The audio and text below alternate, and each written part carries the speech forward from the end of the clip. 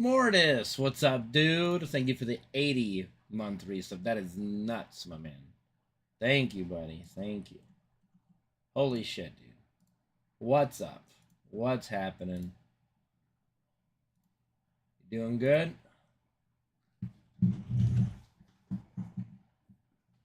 Let me try to get my voice settled again. Okay. All right, friend. Sleepy time. Sleepy time for the Freddy. Pillows out of your way.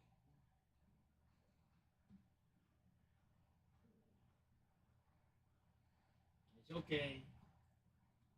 It's okay. Did you want food?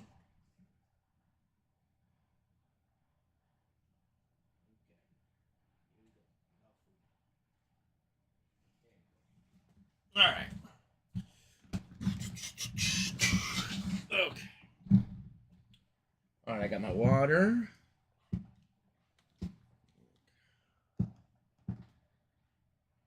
It appears we are doing just fine.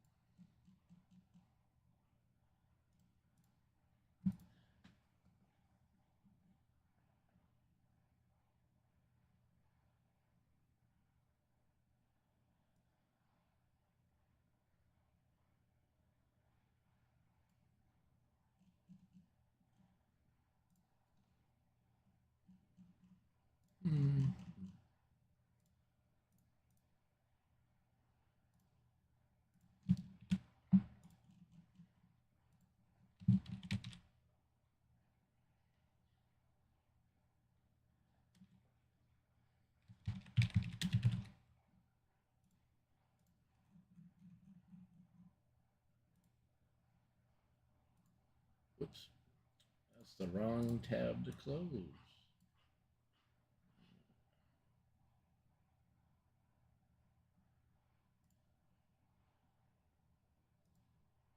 Okay.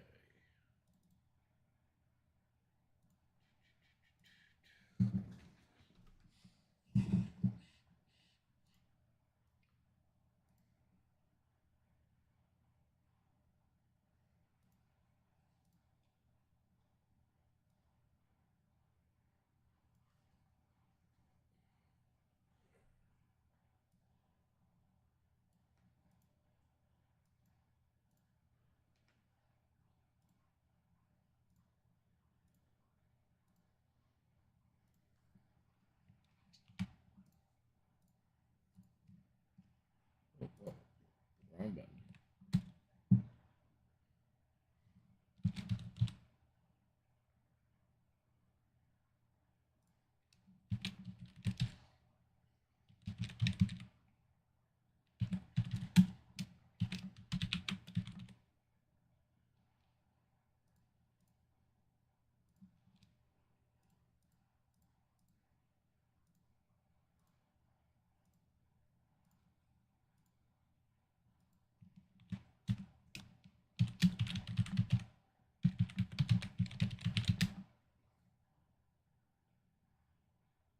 Okay.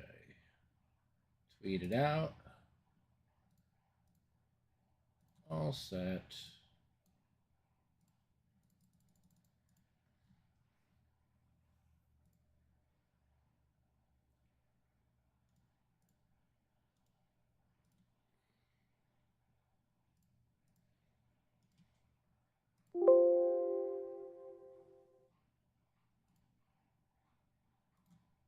Okay.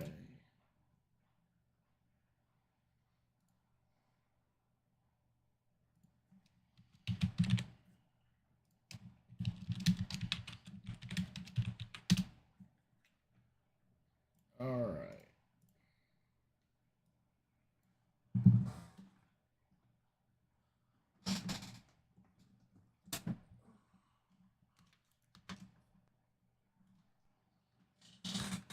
Let's do this thing, huh?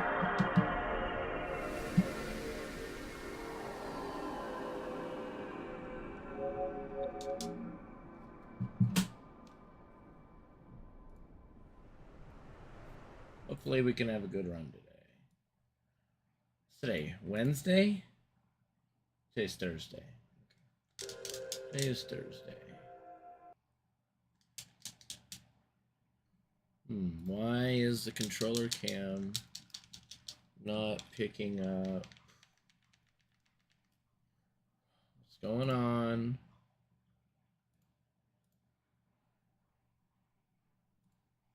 There we go. Why wasn't I just okay? I just had to load it again. No problem.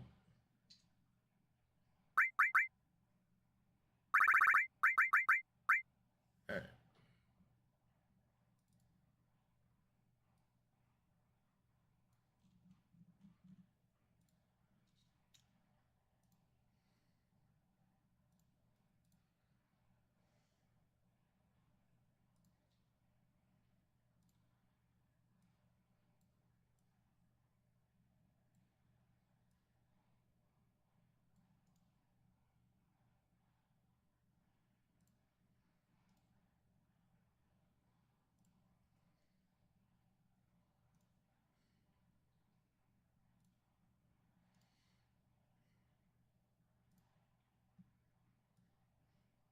I love how my new timer layout is saved as basic.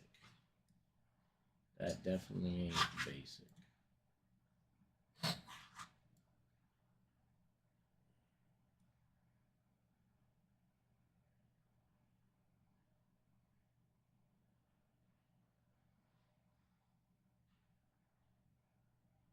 Okay.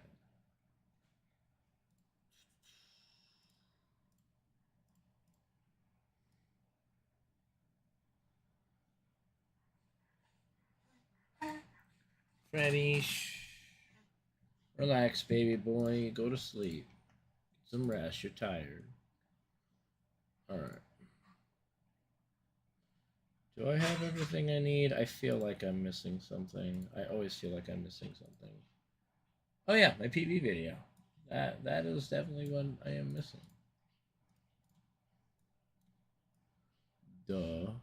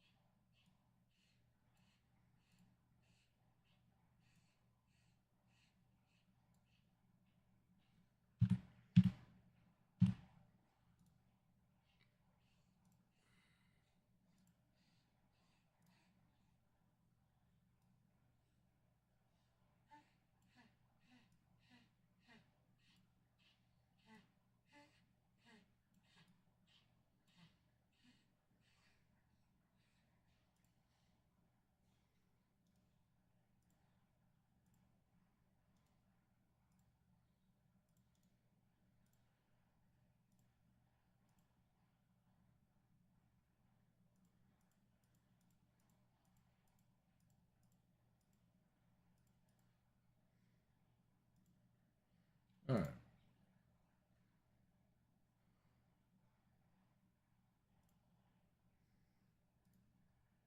What up, user one? How was your workout? It's fine.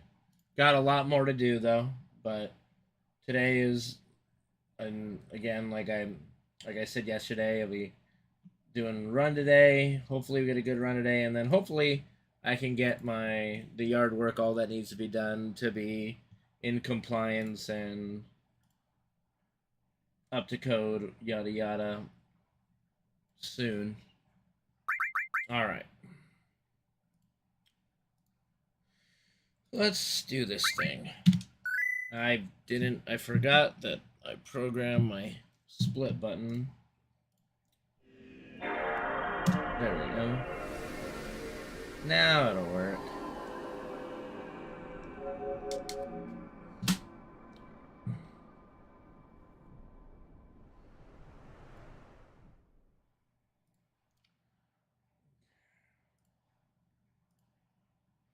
What up, Hunter Lionheart?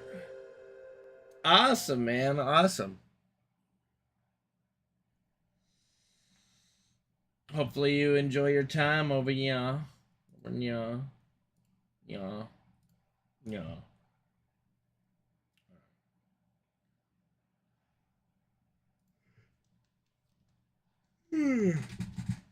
Okay. Here we go. Ba-da-ba-ba-ba-ba-ba. Ba-da-ba-da-da-ba-ba-ba.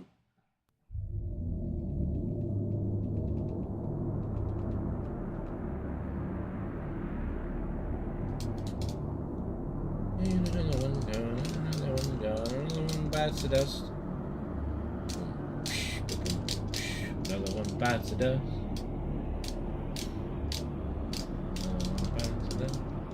And another one gone, and another one gone, and another one bites the dust.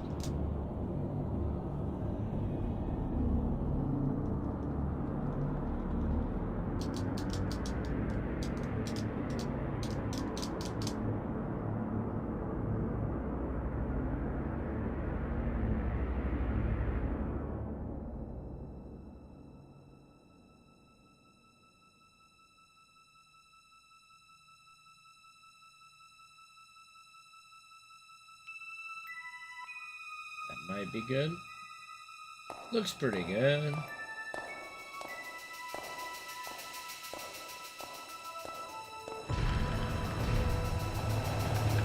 I'd say that's pretty. Chain food places, I mean, you gotta at least give In-N-Out a try. You come on over here. That's like a must to at least see if you like it or not. I honestly don't know what chains we have here that y'all don't already have where you're at.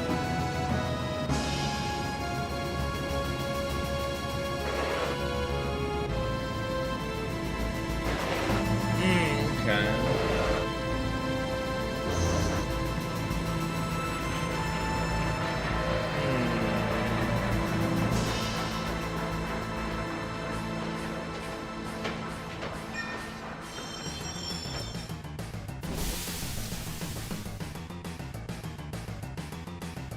I mean, I don't know, Wendy's is also good.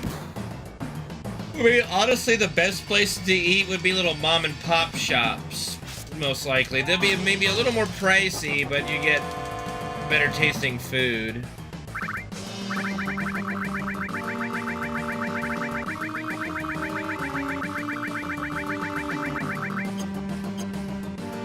Like Joe Schmo takeout place is usually better than any chain food place. They'll just be a little more pricey since it's not a franchise.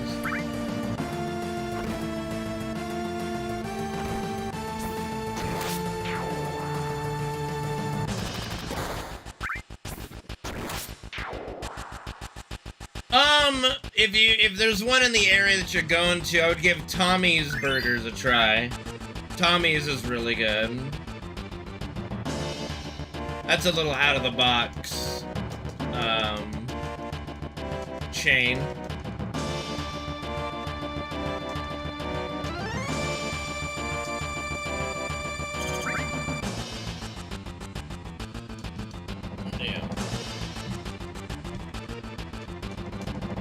don't know what their reach is. Like, there's one in Pasadena, and there's a couple others, like, in the area, but I have no idea their reach. California is a huge place. Alright, looks like he's finally settled down.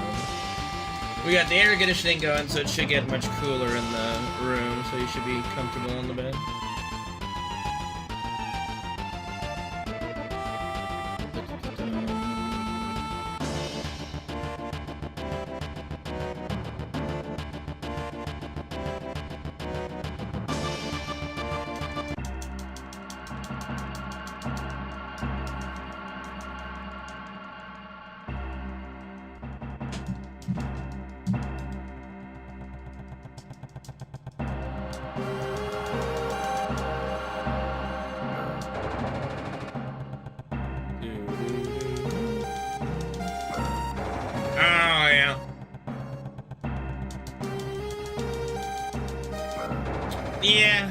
Yeah.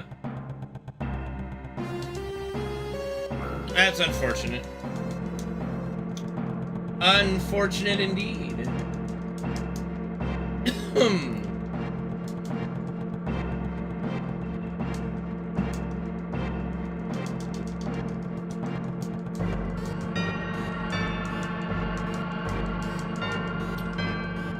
I don't think I've ever been to Oregon.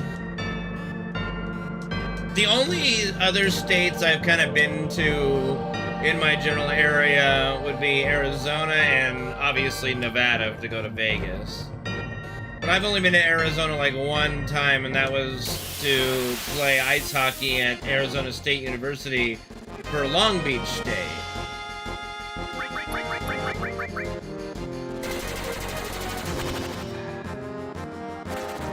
So I haven't, you know, it's a tough ask to go to different states when you live in California.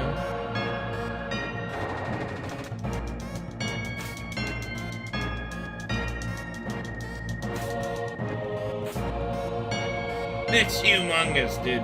It's fucking humongous. That's what she said.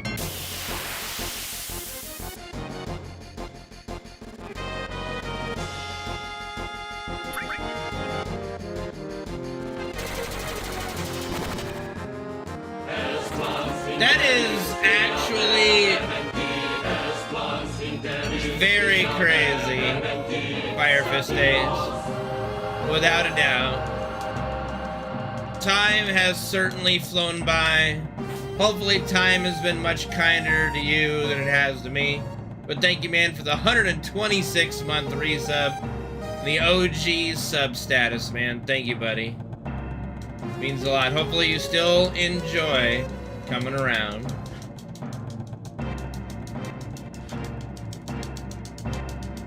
Impressive. Most impressive. Good, man, good. That makes me happy.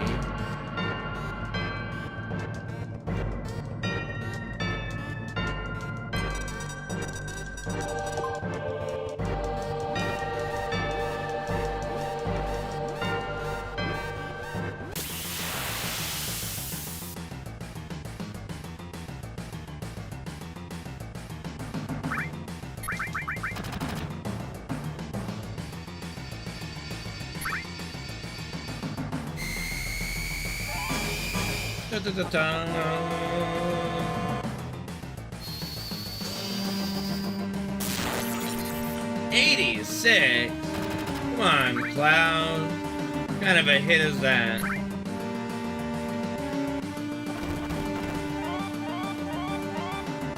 Ooh, just barely didn't get our limit break there. Hopefully he attacks Cloud again. Alright. Hopefully it's just a rifle this time, not another scorpion tail, or else it's gonna make the double tail laser a little dicey damage-wise. There we go. Alright. So far, so good.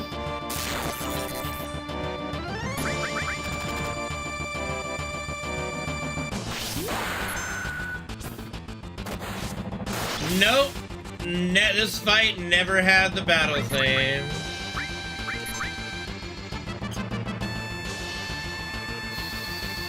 It was always just kind of the assault theme, you know?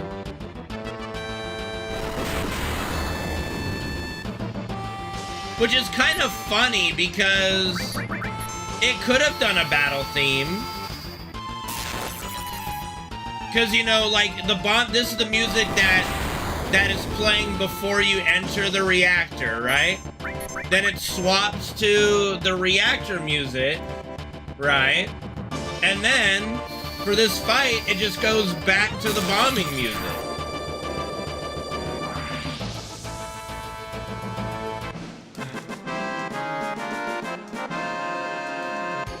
It's very unique in that sense.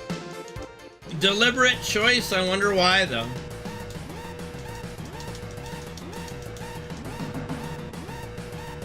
Maybe they wanted Airbuster to have a different feel when you fight him the first time, right? Because you get the boss theme for Airbuster, so you got like the bombing mission music for Guard Scorpion, and then you get the boss music on Airbuster just to give it a little different flavor, I don't know.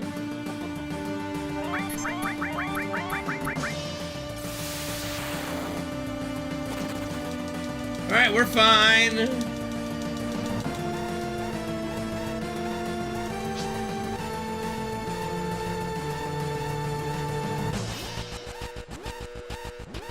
Like, if HP actually represented the status of a character to the point of death, Cloud would be like bleeding from every orifice in his body, dragging his hindquarters along the ground at like 4 HP. Jesus.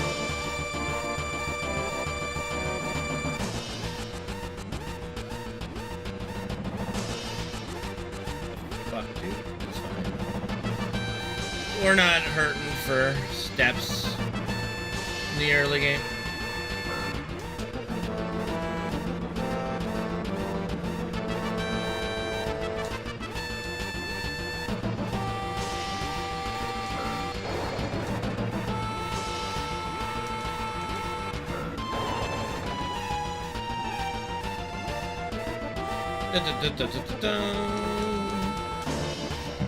Need to take a swig of water here.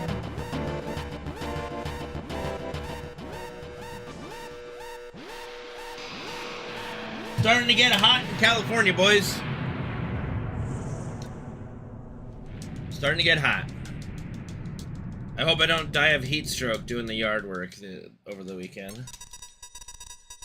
I'm gonna have to do some yard work in the morning and then do some yard work in the evening. Like, what it looks like the sun seems to go down around 8:30 my time, so I could probably work from like 5 to 8:30 in the evening and like in the morning. Try to get this yard work done early,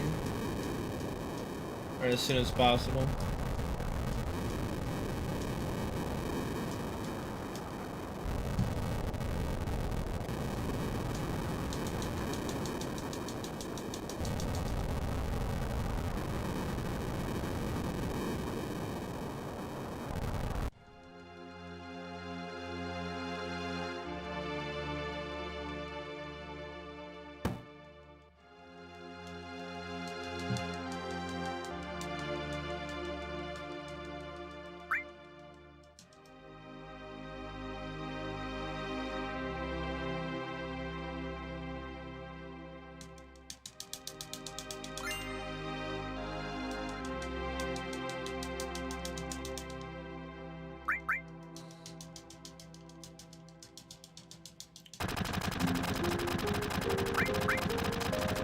Thanks, Fidarius. How you doing, man?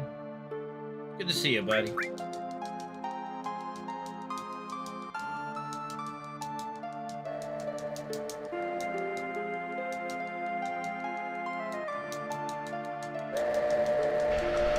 Awesome, awesome. What class and build are you doing?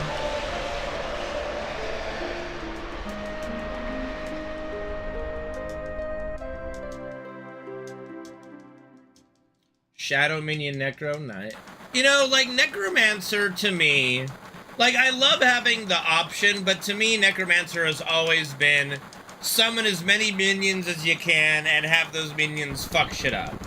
Right? Like, that to me is what a Necromancer should, it is like the best thing. Yeah. I mean, it's more than a DK because, like, a DK, you know, we don't get to summon shit. Like, I get to summon my little ghoul as a blood DK every, like, 2 minutes for a minute. Even on, like, Army of the Dead, it's a little bit, yeah. But, I don't know. The main thing about Necromancer is like, the lore idea of a Necromancer is they're inherently weak, right? And so the idea is to have a hordes of evil dead between you and the Necromancer, right? So, yeah, like, you know, I don't dislike there being caster builds of Necromancer where you're just amping his spells and he just blasts everything. I don't know, to me, if you're gonna play a like, you might as well play a sorceress then, right? Like, if you're gonna play that, you might as well just play a sorceress. You're playing Necromancer to raise the dead, right? Like, that's the whole point.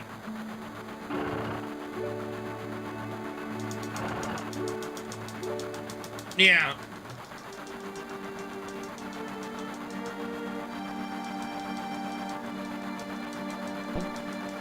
No, but I mean,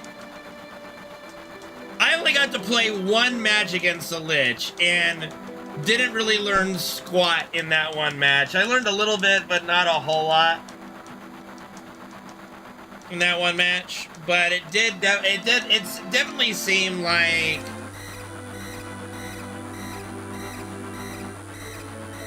I don't know, you could have utilized something. The trend lately for behavior has been to take the best of other killers and throw them all on one killer. Like, Unknown is literally like an amalgam of 10 killers' best traits in one killer. Like, fast movement speed, and insane M1. A lobbing projectile, but add AoE to it. Teleportation. You know, it's, I think that you could have incorporated the Nemesis raising of the undead to the Lich a little bit. Like, imagine this, okay? Like, how cool would this be? Every time you sacrifice or kill a survivor, you get to raise a zombie or an undead from that body.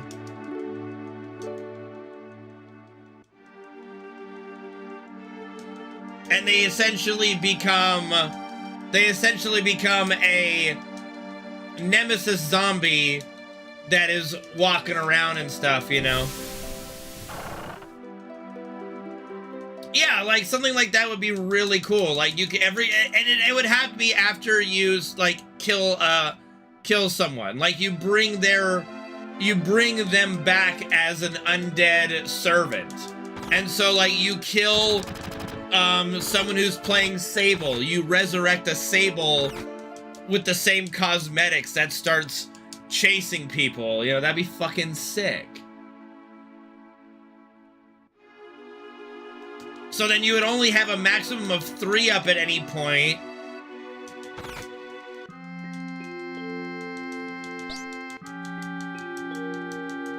What up, Gabe? Doing alright. I mean, it's not really time off, Gabe. I would much rather be streaming than going out, breaking my back, fixing up the yard, you know?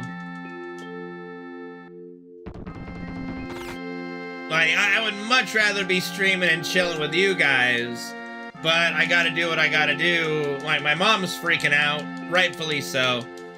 I need to dedicate the amount of times, you know, I need to dedicate as much time as I do for a stream day in the yard for the next, like, 3 or 4 days. over the next 3 or 4 days or something, and then it should be in a position where I can throw in an hour or two here or there per week, you know.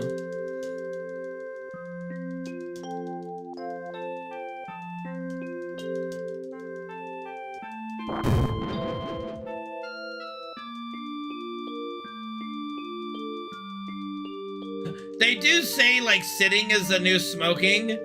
I don't know. There's a big difference between sitting and smoking, all right?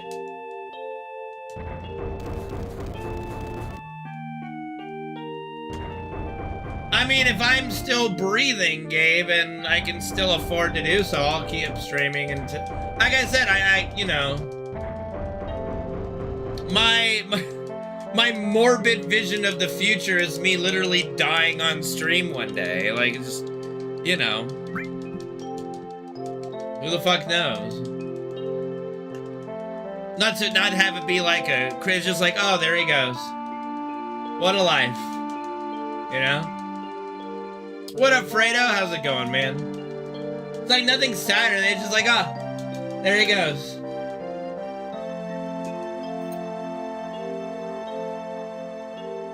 You finally got enough of our shit. Or finally had enough of our shit. No, Sean, nobody said dicks. I said Fredo. Goodness gracious me.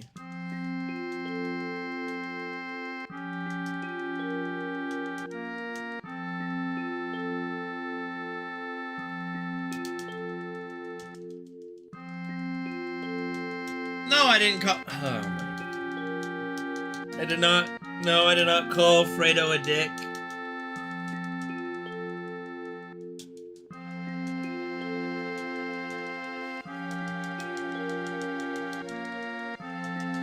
If you say hit him really hard, I will hit you in the dick. We could hit him really hard. Together? Whatever.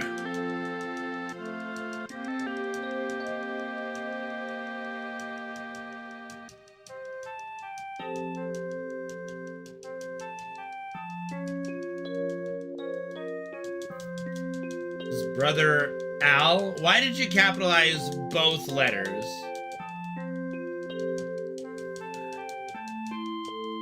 Was that supposed to be like some anal thing? Like some abbreviation for anal love? Good, well I hope you enjoy it. Gabe, I have the entire DVD set of Flying Circus and it's fucking amazing. Flying Circus is hilarious. I think the Flying Circus stuff is way funnier than even their movie stuff, you know.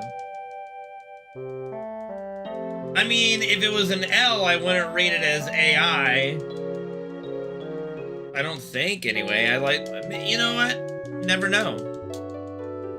Never know. That's a good point. I might have read it as AI. Doesn't English rock, dude?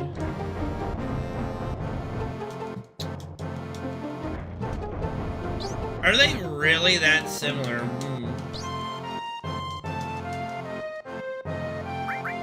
Let's see, if we go A-I-A-L.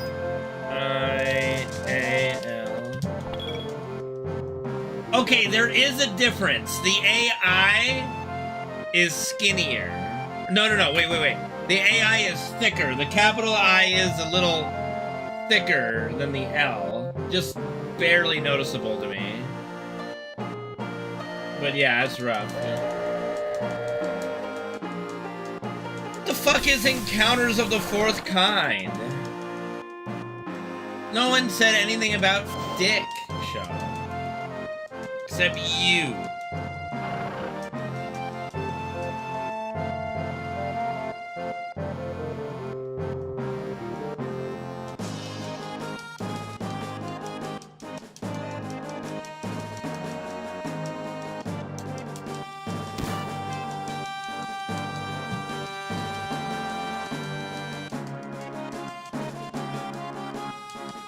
There have been no alien abductions. No credible alien abductions in our history.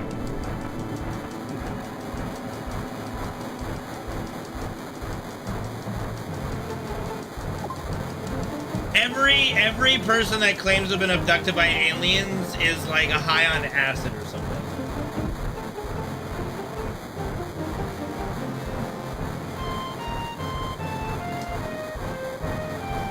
I mean, claiming to be abducted is the easiest, freest thing ever.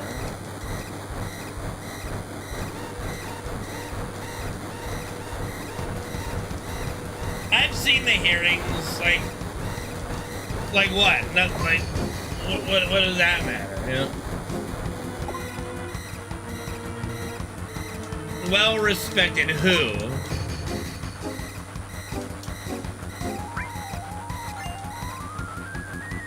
According to whom?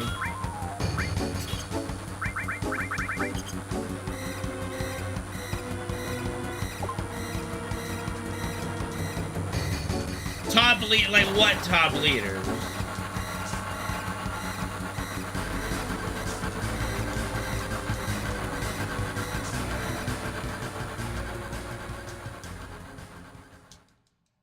Like who?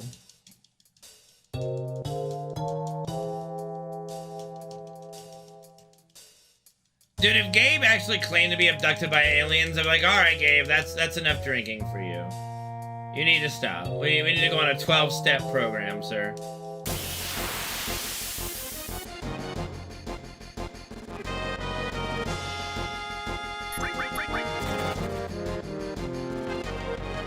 One, 2, 3, 4, 5, 6, 7, 8, 10, 11, 12, 13, 14.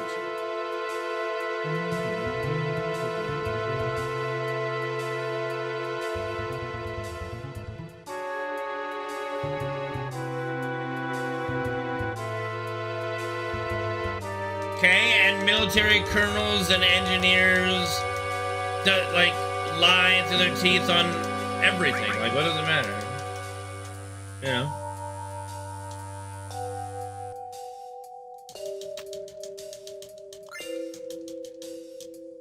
You had a former general, what's his name, Flynn, be all for the, you know, the storming of the Capitol, shit like that. Like, what does it matter at that point?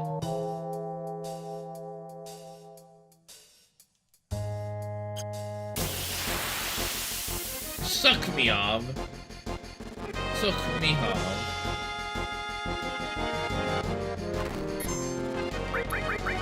And what does an engineer have to do with abduction? Like what?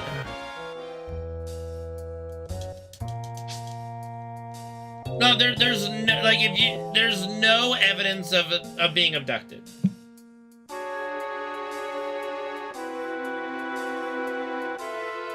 There's not a no, not every engineer is a credible person. That's such a silly thing. You can't go, just because someone's in this profession means they're credible. That's like saying judges are credible. Firsthand, we're dealing with a judge that has no idea about the fucking law, or even how to apply the law or what the law is. So no, like, just having a profession does not automatically make you credible. I mean, it's more likely they're lying. You know, it's very likely they're just lying.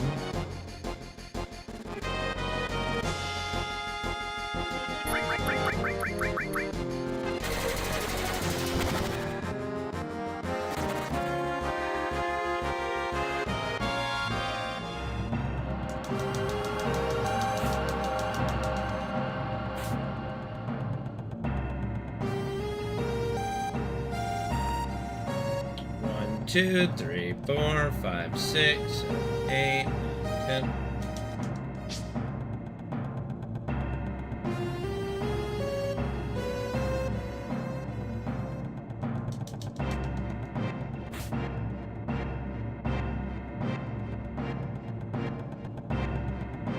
Dude, I fucking love reading Rainbow.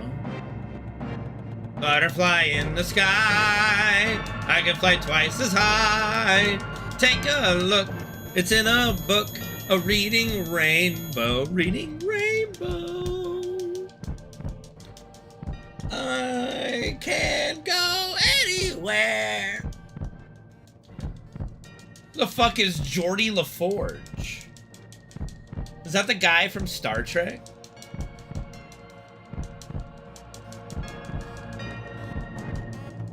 That's the only Geordie I know, is the guy from Star Trek. Okay. I didn't know his last name was LaForge.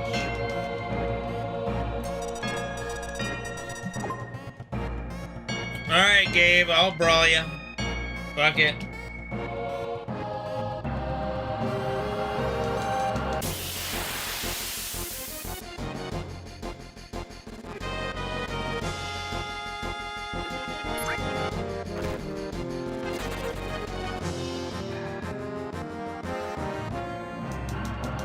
Okay, how do you spell his name? Is it Geordie with a J, or is it Geordie? The way, like, Gabe did it. Like, I go, which one's correct?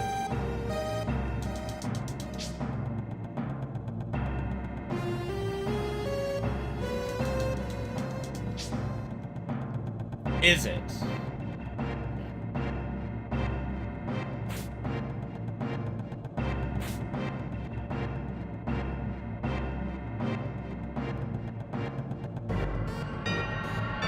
Lordy. Lordy, lordy, lordy, lordy, lordy. What kind of a first name is LeVar?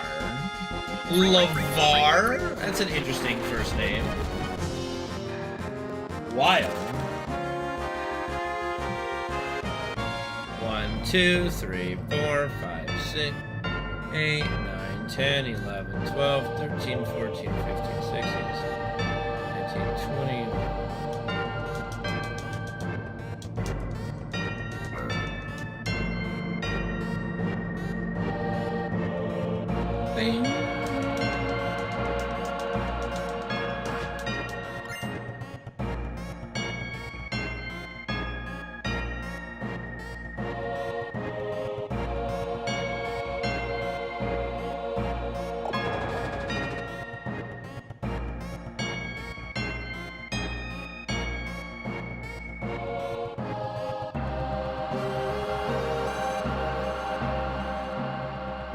Hi, Franny.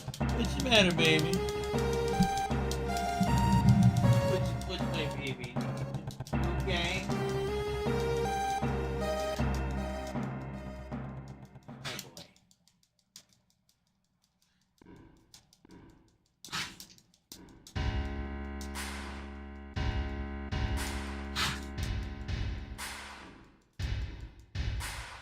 It's okay, Franny.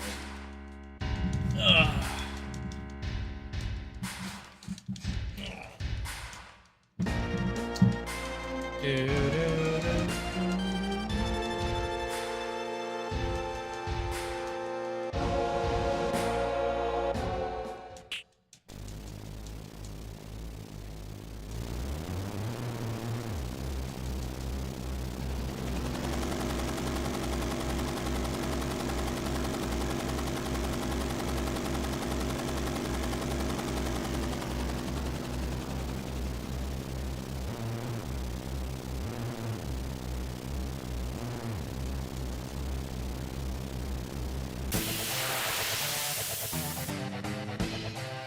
Ready, relax.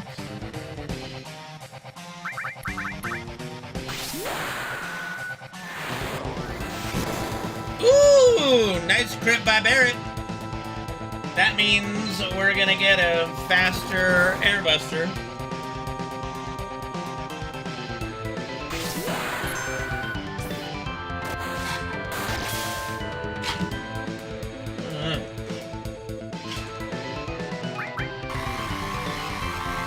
Tortellini soup? Isn't, I don't know what that is.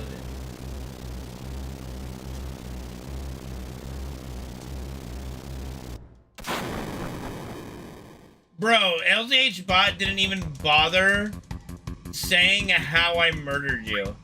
It just said, 2 are alive. Bro, that is the coldest thing I've ever seen LZH bot do. It said 2 are alive, and then I'm the last one alive. I don't know what I did to Gabe, but I just destroyed you somehow. Like, like, LZH Bot wouldn't even speak of it. You want to get off the bed, Freddy? Okay. Come on. Come on. Gently. Gently. Gently, baby. Good boy. Alright.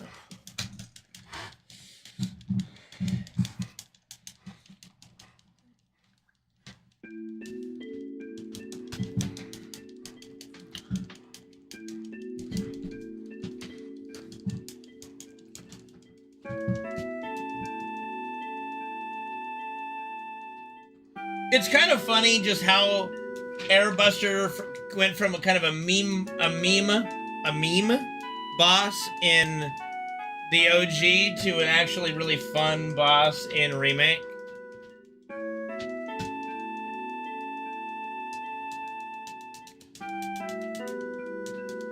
Okay, Freddy, just sit down, baby. Good boy.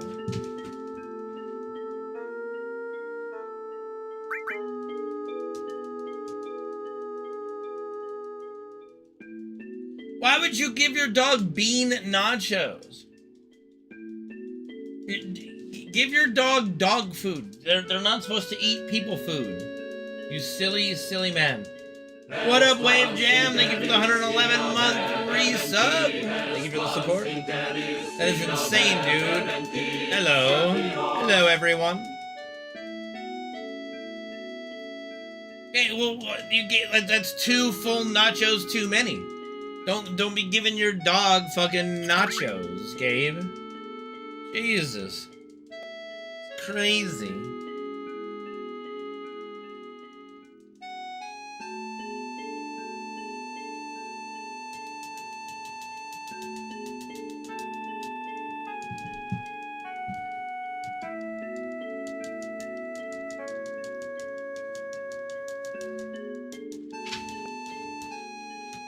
What do we say to the god of shit?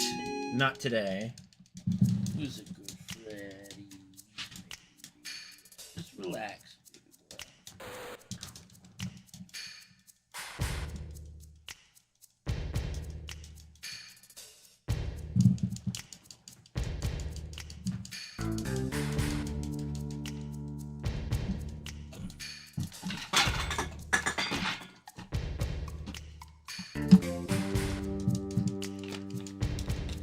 Get my puppy his pills.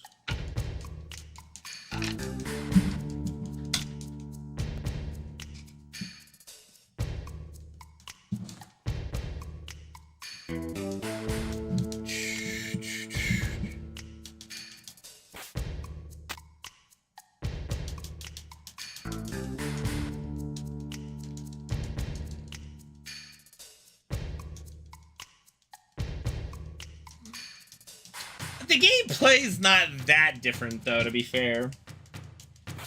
Like, there's very little difference between a remake and a rebirth. We'll have to see what part 3 does.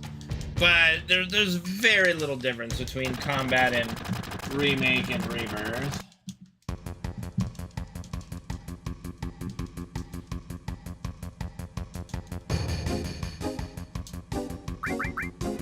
Man, my dog just barks and yells at me every time he needs to go out. You don't have the power to ban, Gabe. See, and then you want me to believe you when you try to talk about people have been abducted by aliens and shit, like, fuck off. I don't know, I thought the synergy abilities were cool. I think the synergy skills, like, some of them are too broken, and they're all very clunky to use. Personally, I would like to see the synergy skills disappear and the synergy abilities stay.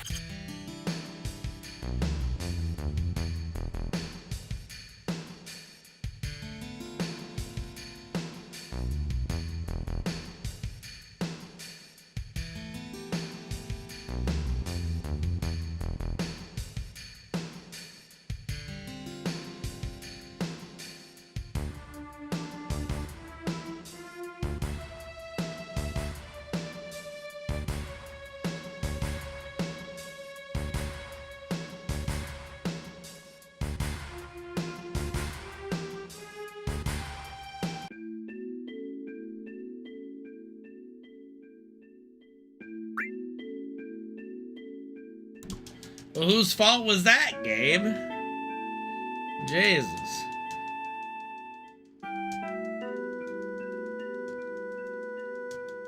And you know what, Bome? I don't know if it's gonna be bad. Like, I didn't mind. Like, the way Rebirth started was great. I didn't feel clunky at all. It was pretty seamless transition to go from having a lot of stuff in Remake to going back to kind of being bare bones in Rebirth, right? I don't think that necessarily it's gonna be bad going into the third part, you know? Thanks, Discard6. What I would like to see in part 3, folios, I don't want folios to continue, but I would like synergy ability of 3 party member.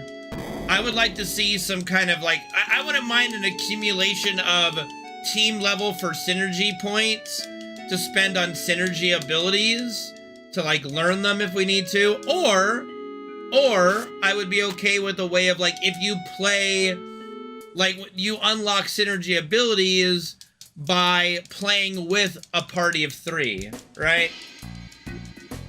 Like you'd have 2s and then you'd have 3s. Like you'd eventually unlock 3 synergy abilities that could be used with all 3 characters, and it just would be really cool, I think, you know? I mean, you think they're gonna add loadouts? I don't know, dude. I don't fucking know. They couldn't even do swap row for materia. We'll find out, you know?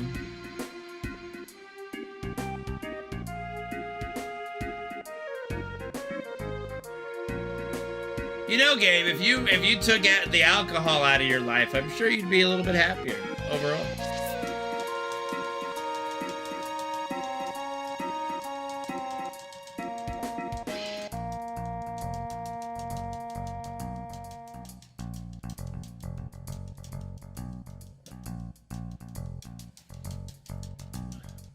Well, that's what I was doing, Solar, all the way till hard mode. Like, I felt like I was in hard mode or near the end of the game before people finally told me, hey, you know that your other characters all get experience and AP, right, for their own individual material. I'm like, I didn't know that. I don't think you're alone, Solar. I think, like, a good portion didn't know that, you know? No. Well, good. I mean, I hope so, Gabe. Like, it's the hardest thing to quit. Like, my dad, you know, like, was a smoker and a drinker for a long time, and he just quit cold turkey when my mom was pregnant with me, because she kind of gave him an ultimatum of, you need to stop this shit. And so he stopped, and he is forever grateful that he stopped, you know?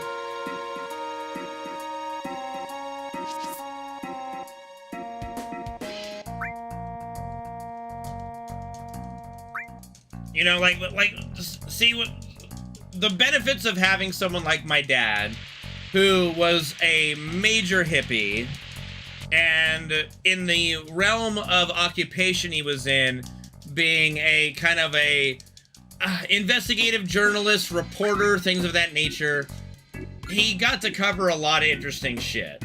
He was constantly at the local, I don't know what you would call it, but like just pub area where the Doors started playing before they became a big hit, and he, like, you know, knew Jim Morrison but on a first name basis. They knew each other on a first name basis. And you know, he would go to the back room after a concert at it was called the Whiskey A Go Go. I don't know what the fuck it would be, considered just a bar, a tavern, or whatever the fuck. But, you know, the amount of drugs and alcohol that was just always around him for all his life, you know, it was enough for him to tell me, like, you know, son, never get started on that shit. Trust me, take it from me as someone who's done, like, every drug and alcohol thing known to mankind. It's not worth it. I'm like, okay. Thanks, Pop. So, you know, because of my dad, I never really got into any of that shit.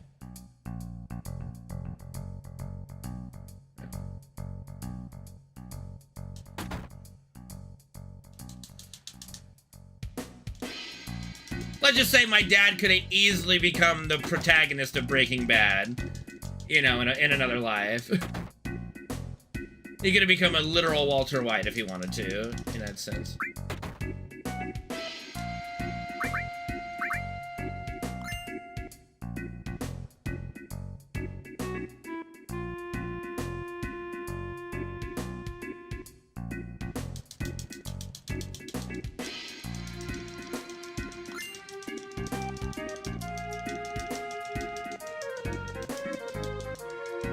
Never get started. It's not only is it expensive, but it's also detrimental to your health and mental well-being. Like, you know, marijuana's fine it's not harmful to that extent, and for some people it's very therapeutic, and it's helpful. But other than that, All the other shit, you know, there's really no benefits to alcohol and hard drugs. There's really no benefit there.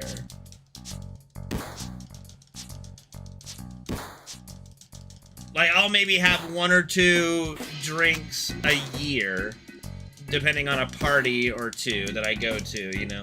Because, you know, I'll drink socially. I'll do like, my go-to is 2 double shots of vodka at the start of the party, so that, and then, you know, by the time it's ready to go home, I'm perfectly fine to drive, no issues whatsoever, and I'm at least a little loose for the party, you know? Yeah, a glass of wine every now and then is fine, but I don't think anyone is really thinking about wine in that context, right? Of, like, alcohol abuse. I mean, some people probably abuse drinking wine, but we think of wine as more of a expensive treat and such rather than a cheap thing you're constantly doing, right? Like, I don't know how many of us, when people talk about being an alcoholic, do we ever think it's wine, right? Well, yeah, basically, yeah. You know, that's basically what I do, yeah. It's just, and I, you know, it's just straight out of the glass, no rocks, no nothing, no chaser, just gluck, gluck. All right, let's party, you know? And we're done. We're good to go, you know?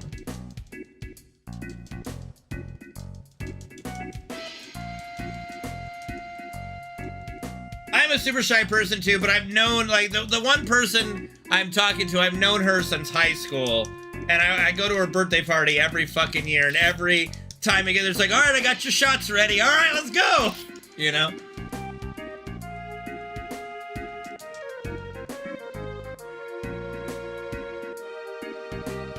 It's like, she knows me at this point. It's, you know, we gotta get that shit done at the beginning, and woo, let's go.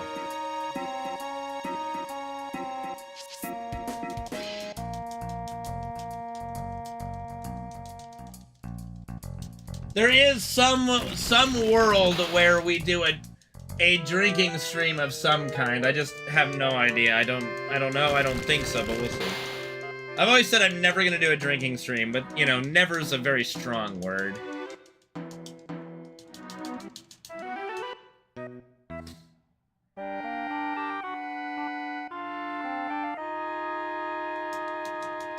It could be, but it has to be under the right circumstance.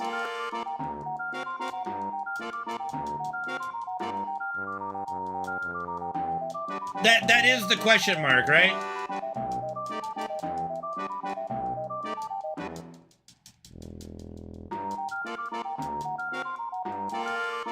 Drunk Mario Party, drunk Dead by Daylight, drunk FF7 speedruns. I mean, I already play like I'm drunk, so I don't think that's gonna be very good. Yeah. No, it would have to be something... It would have to be something fun, like, I know, like, you know, like a Dark Souls game, or like Mario Party, like every time I lose a minigame, I take a drink, or every time you die in Dark Souls, you take a drink. It's gotta be something that progressively, as you get more, you know, drunk, the worse your performance would be, and therefore, the more funny it would be. It would have to be something like that, you know? I mean, you know, it doesn't have to be a multiplayer thing, Hunter. Like, plenty of streamers do drinking streams of just where they're the only ones drinking. Like, it just has to be the right circumstances, you know?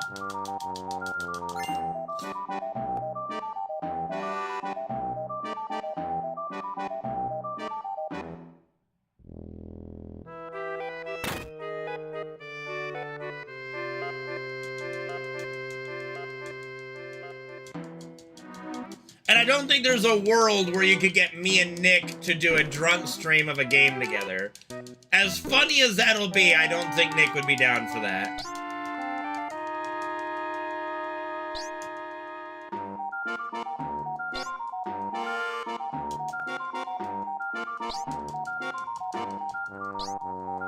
Yeah, I don't have a Nintendo console to play Mario Kart.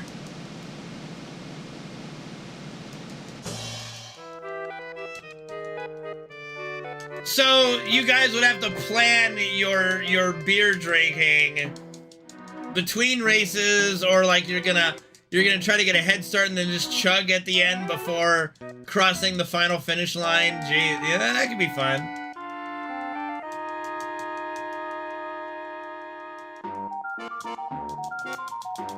Like you gotta figure out how best to, like, what's the best way to eliminate the 5 beers during the 4. When you say 4 court, like literally just 4 races, that's quick beer drinking. That's a lot of, that's quite a quick beer drink. Now, the one who would have the best advantage is that one freak that could play Mario Kart with one hand. That person would win that every time.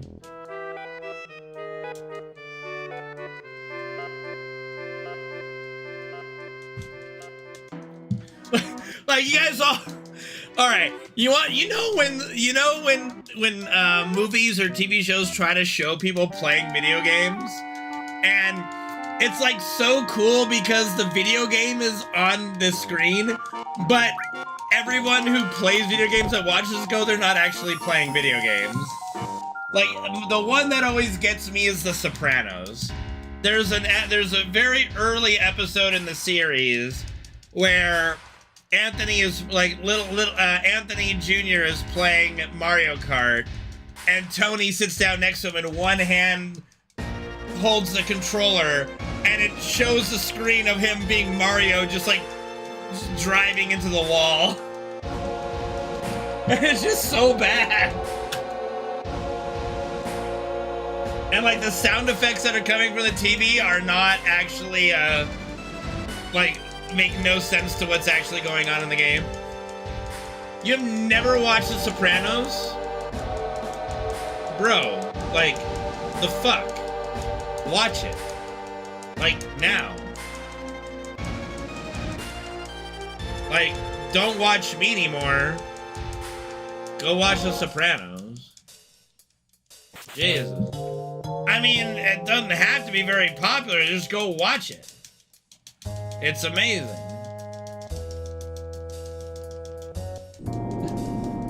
Probably the best show next to Game of Thrones before Game of Thrones took a shit.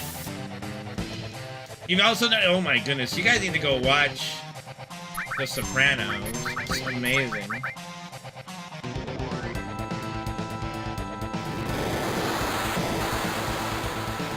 The fuck is Mr. Robot?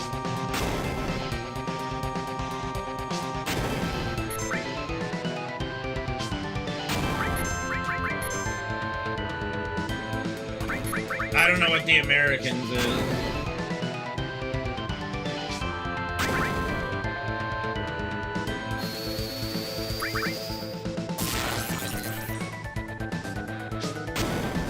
Mr. Robot is love, Mr. Robot is life.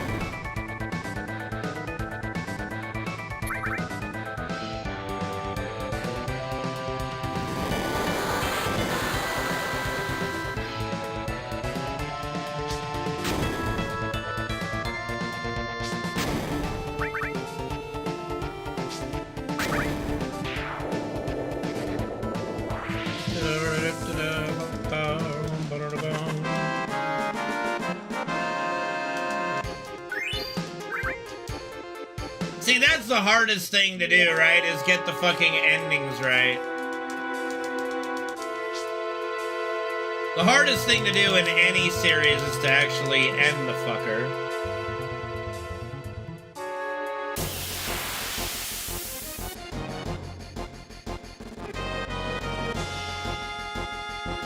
You know what? I vaguely remember seeing advertisements for the Americans, yeah. Now that you mention it. 1, 2, 3, 4. No, it's just, I think it's just hard to end things. Like, it's just hard to end things on a good note, you know? It's like, you take a great story, how do you end it in a good way? It's always stuff. Like, look at the endings of most, like, epic novels and stuff. They never really pay off. It's hard. It's hard to end something.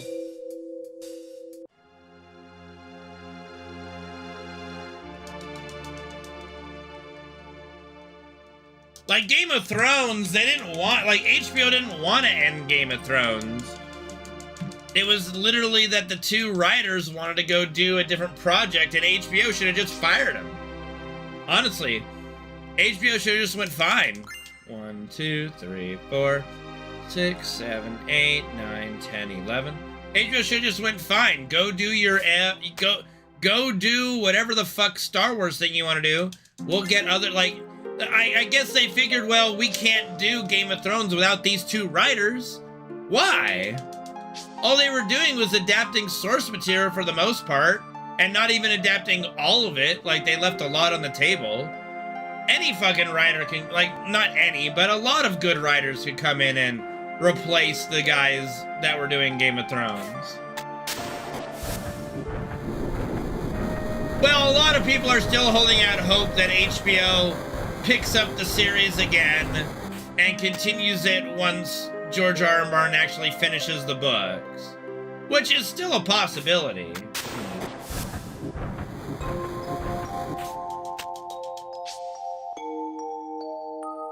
Yeah, no, that is the ultimate, like, karma, irony, retribution, whatever you want to call it, Agi, is that they rushed to end Game of Thrones to do the Star Wars project, and they got, and they were, like, fired from the Star Wars project before they even began. It was like, haha. Yeah, I mean, House of the Dragon is good. House of the Dragon is doing good. I think that what they need to do, I think George R.R. Martin has hinted recently that he's close to finishing. So HBO might, you know, be aware of that and be, you know, looking to do and finish House of the Dragon. And then while the actors are still somewhat, you know, presentable and still able to do the part, would like to maybe reshoot Game of Thrones, you know?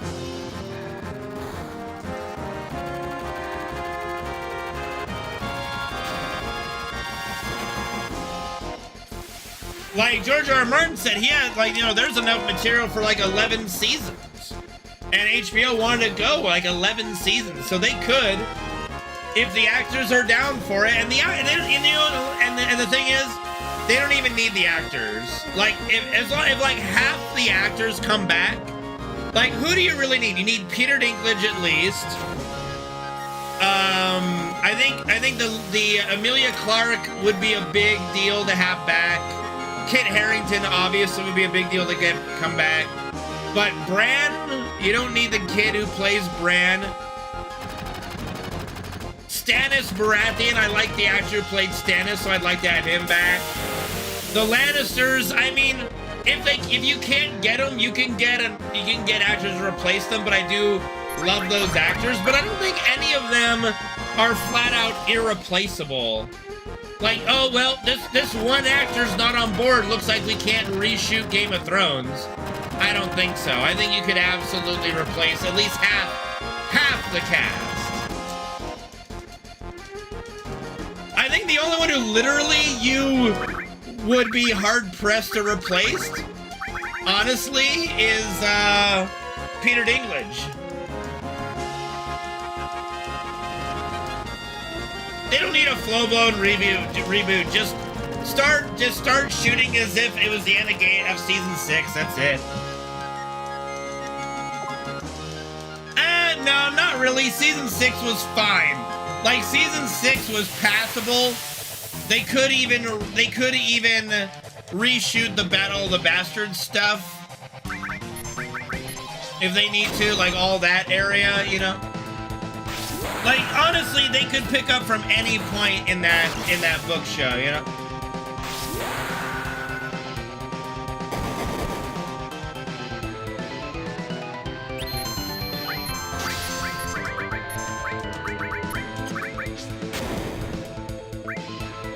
Well, of course they were supposed to go very differently, but that was still at a time when you were following the source material. Like, they don't have to rewrite the whole kit and caboodle, okay?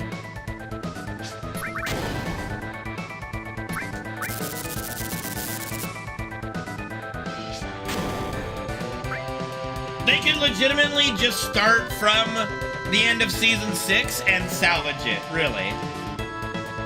They got rid of Lady Stoneheart from the get-go, and that was fine. It's fine.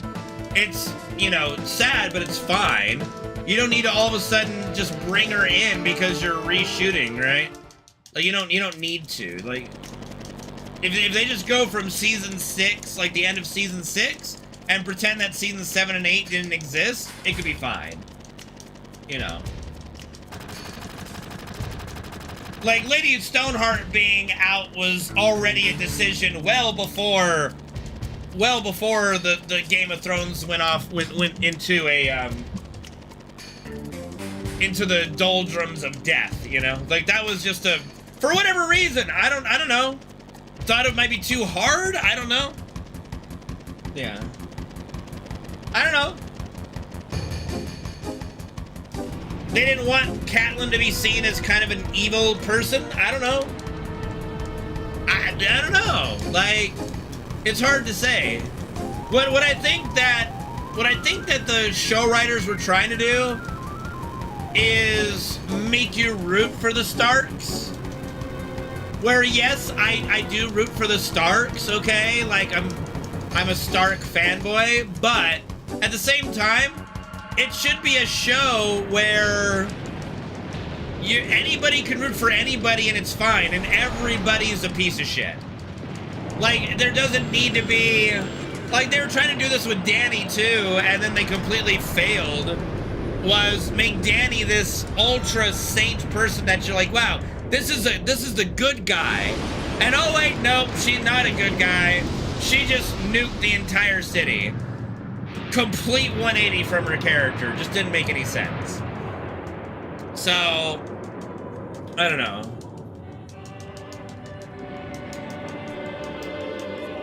They destroyed, like, see, here's the thing. Season 7 and 8 destroyed basically every character in some way. They turned Tyrion Lannister into basically an incompetent moron. They made Littlefinger, they made Littlefinger just all of a sudden, I'm no longer doing what I was doing to get to where I was, you know. Cersei, well, just fuck everything. Jaime, same thing, just fuck everything. You know. Yeah, no, Jaime, oh, you know, they even fucked up Brienne of Tarth, which is like, how, I don't know, dude. And I'm sorry, having Arya kill the Night King,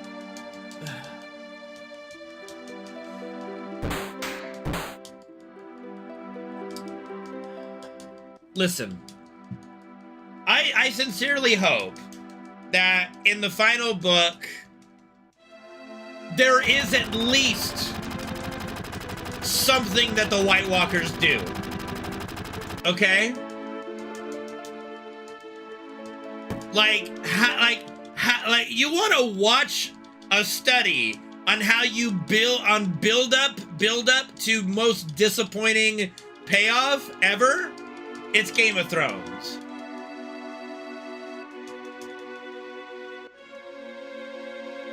What up, Goliath? Well, I'll explain, Nova. You can't just build up this existential threat that you need everyone to stop fighting, unite against the dead, to have them show up and not even take Winterfell.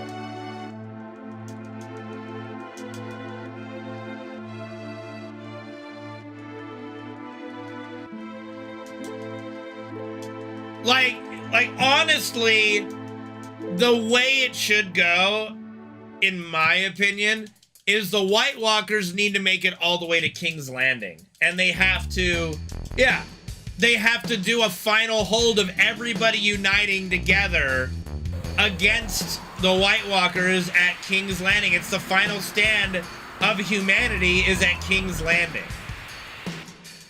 Like, that's the only that's the only way that you could have done those White Walkers any justice, you know?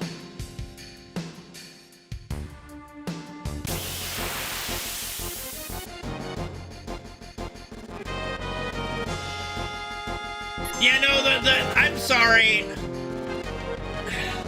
And I don't know how far, like, the books were. Like, did the Night King, like, was this a book thing where the Night King threw a spear that killed one of Daenerys's dragons, or is that a made-up thing? Like, sometimes it's blurred for me. I don't know what book and what show in like those last seasons. I think that's a show thing, right? Like, it's not a bad idea to like, it makes sense to be able to re-raise a dragon to have it nuke the wall, but I don't know. Dude, nobody died. Oh, who died? Jorah. Yep, Jorah. Yep. The WoW cinematic comparison? No.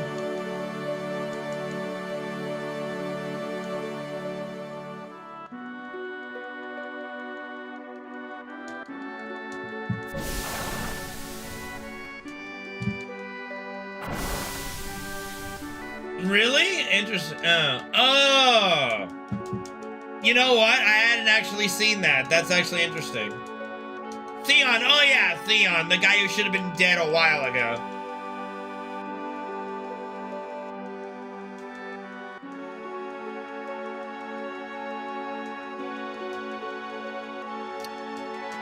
I don't know, man. Like, they fucked up. We all know they fucked up. Everybody knows they fucked up. HBO knows they fucked up. HBO knows that people want to rewrite. The question is, would there be money in a rewrite? I don't know. I don't know how they make money anyway. I honestly don't know how HBO makes money. I mean, maybe they were making money with Starbucks ads, since there seemed to have been a plethora of Starbucks merchandise in the last couple seasons of Game of Thrones. Maybe ad revenue is the key to rewriting Game of Thrones. You know, just you know, in King's Landing, have to be like a Pizza Hut in the background that just people are just walking up to out of shot, you know?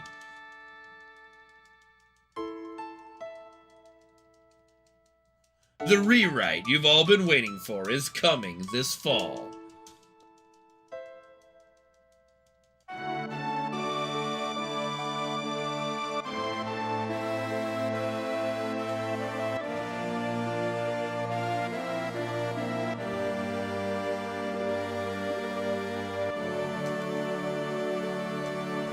Yeah, I don't know, like, is it HBO subscriptions? Like, do they get a kickback from Spectrum or all the other, like, cable companies that offer HBO? Like, there has to be some way they make money, right? So, figure it out. Just fucking figure it out, rewrite it, reshoot it, please. And by all means, remove seasons 7 and 8 from any official listing.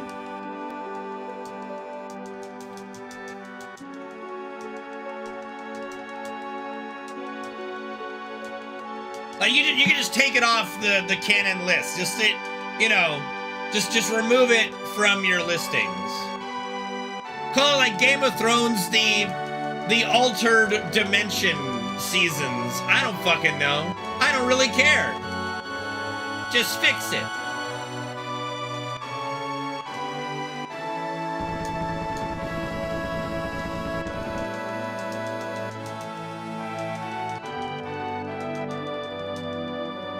If they were really smart, they would just redo it and actually call it Game of Thrones Season 7. And just completely pretend that the Season 7 and 8 that we got don't exist. Just flat out do it that way. Just say, fuck it, bam, we disown it, pretend it doesn't exist, and move the fuck on. Oh my god, dude, what is going on with my controller? It's being spastic.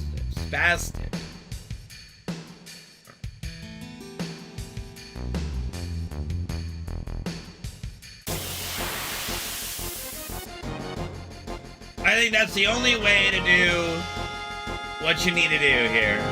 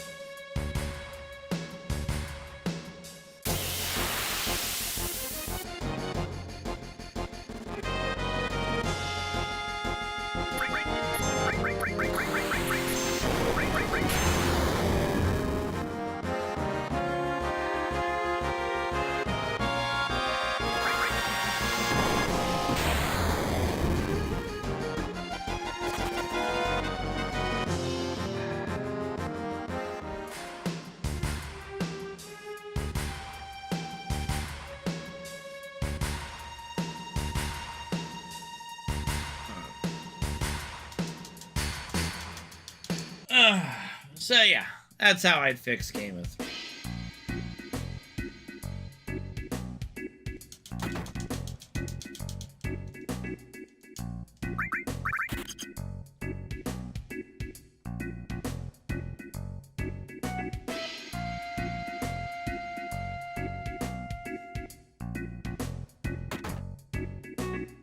Like, as it stands, let me think.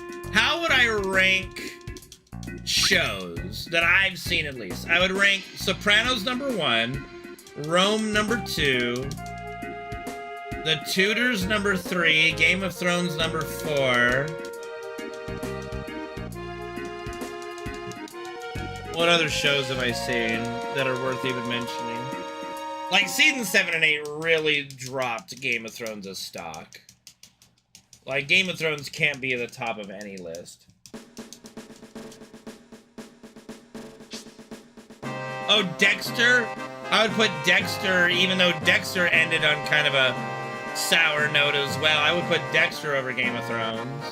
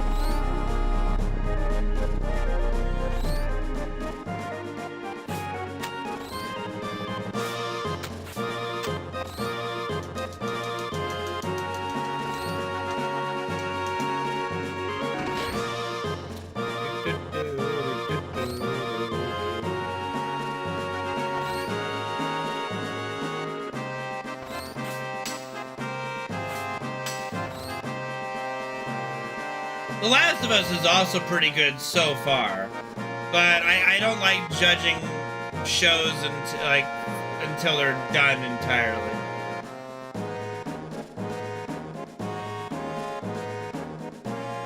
Like, the Chucky TV series is really fucking good too. Like, really fucking good, but it's not done yet.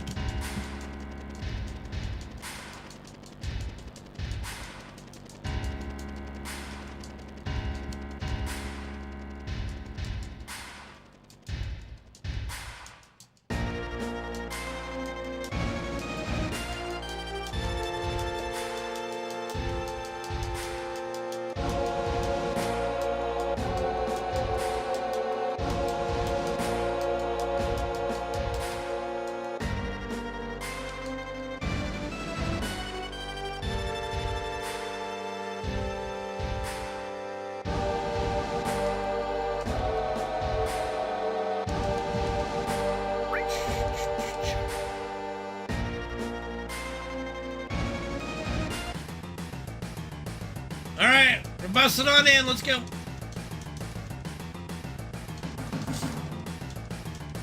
I always find it odd, You have 4 guards run up to us, and we end up fighting 2 enemies. That's when you can tell the 2 different design teams, you know? You had the guys that designed what happened in the world, and then the guys who designed the battles. Because they were definitely not on the same page with this one. 1, 2, 3.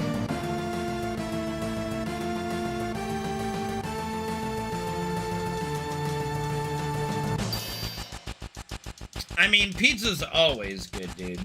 Always want pizza.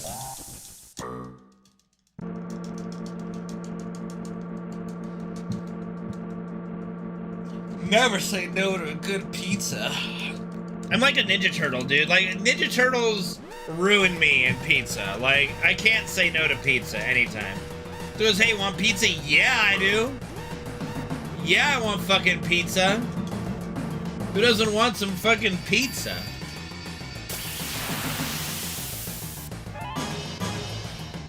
Thanks, Gabe. I'll try.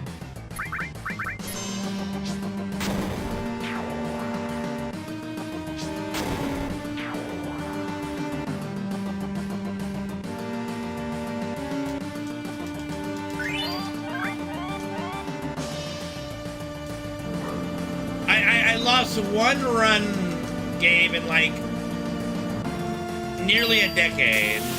Fuck off.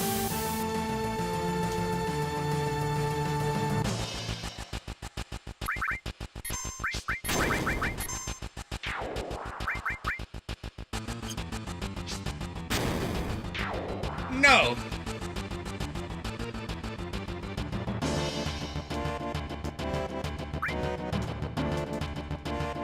Still employed. Still employed.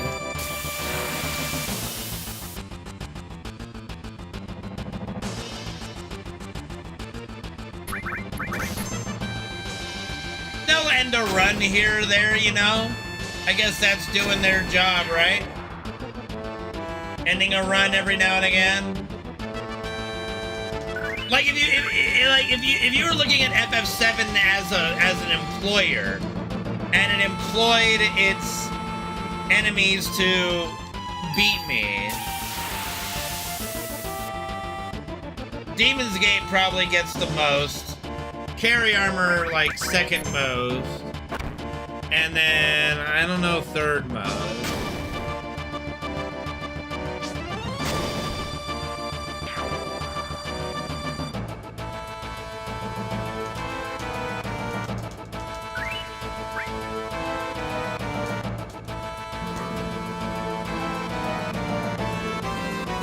Well, this elevator was not very good, but that's alright.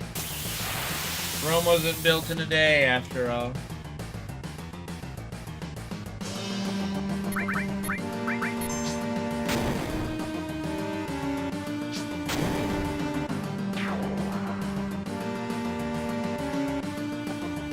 Aqualung Genova, but Aqualung Genova never really kills runs because,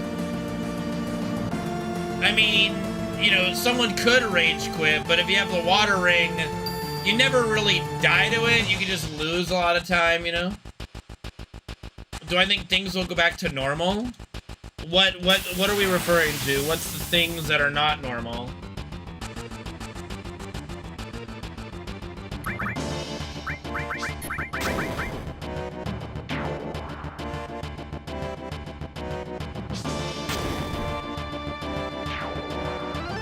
Like, what are we referring to?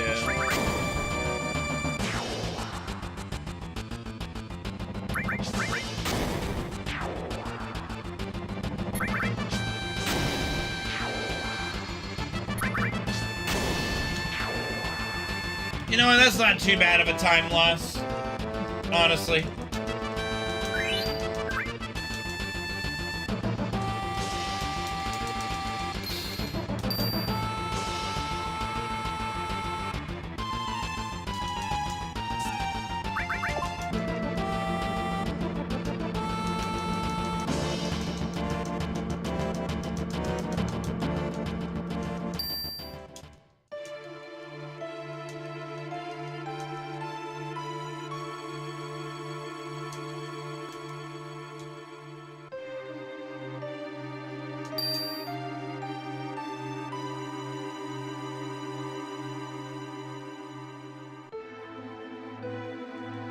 the fuck are you talking about?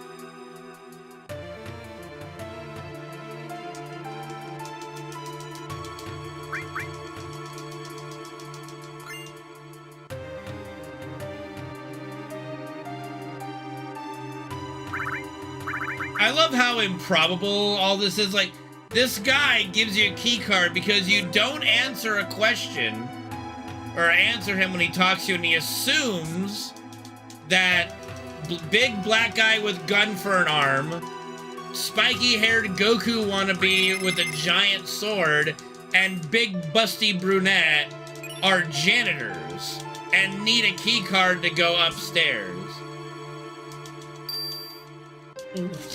What? Like, whoever that guy is, he should get fired. What is smoking indoors? What is normal about smoking indoors? I would say, at this point, it's more normal to have no smoking indoors.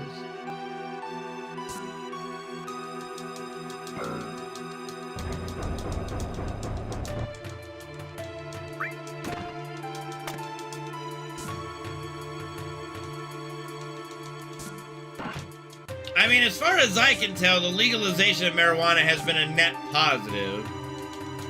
Not only for states, but for the, federal government as well as people in general.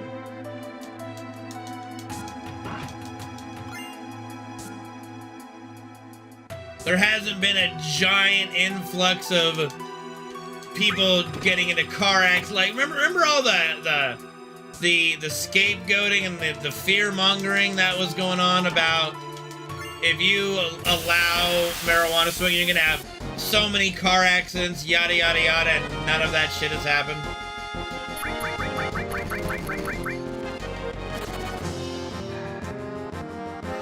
Bro, Captain Schmidt, I have no idea what the fuck you're memeing about, dude.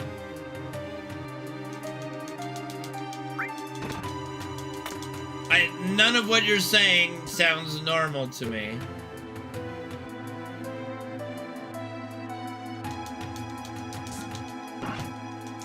Fucking going crazy, dude.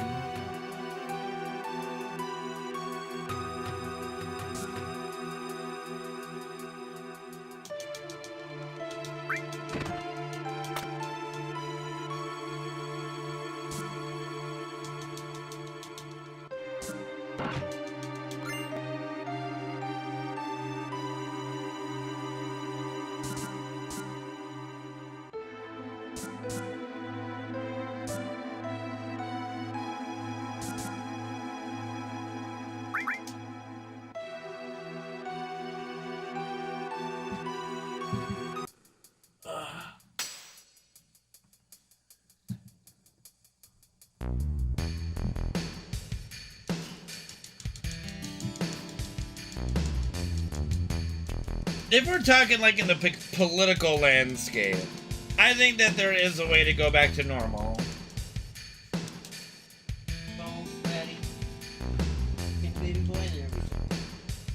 I do think there is a way to go back to normal.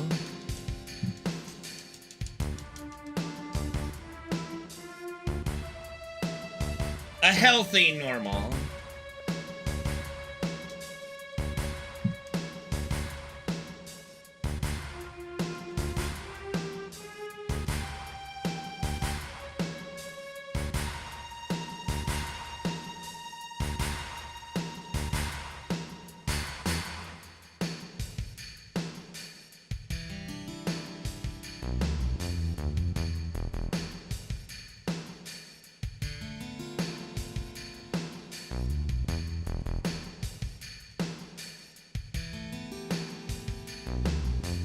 Who's Team Evil?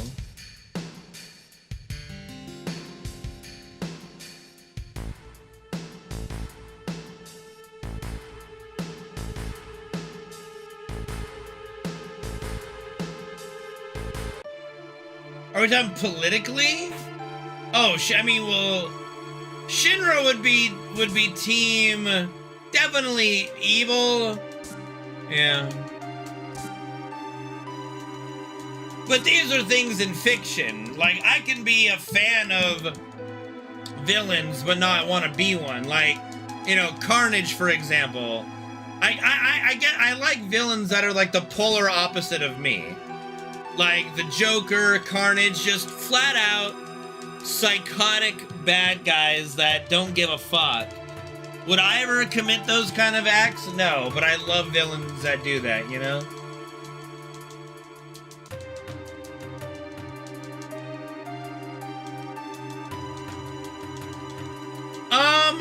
I think that the problem, Gabe, isn't so much the same people getting elected. It's the wrong people getting elected. You know, like on both sides of the equation, you don't. Politics needs to be a world of moderation and what's the word? You know, you come to an agreement, you bargain, you compromise. It needs to be a world of compromises. That's a healthy political world.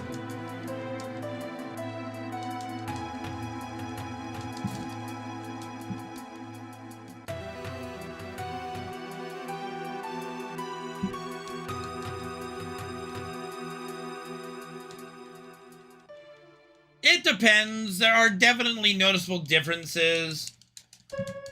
Like, there's definitely a noticeable difference on things getting done. And you can go all the way through history to find examples. Like, there are plenty of examples of situations where there's been good done in politics, you know?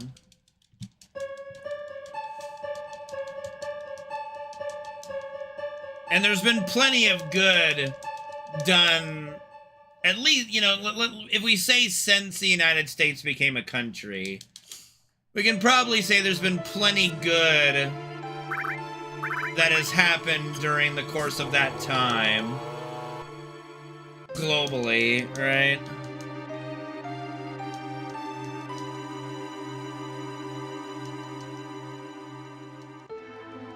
I mean, I don't know enough about UK politics, but I do know that Brexit kind of threw you guys into a weird situation.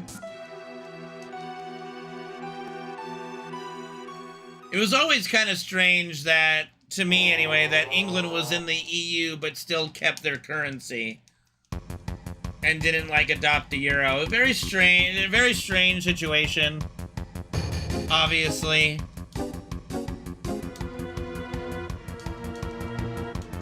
And I can't pretend to know what's the best thing for the greater population of England, or the United Kingdom for that matter. But I can't imagine it's alienating yourself from everybody either, you know? There had to have been a better way to go about it, you know?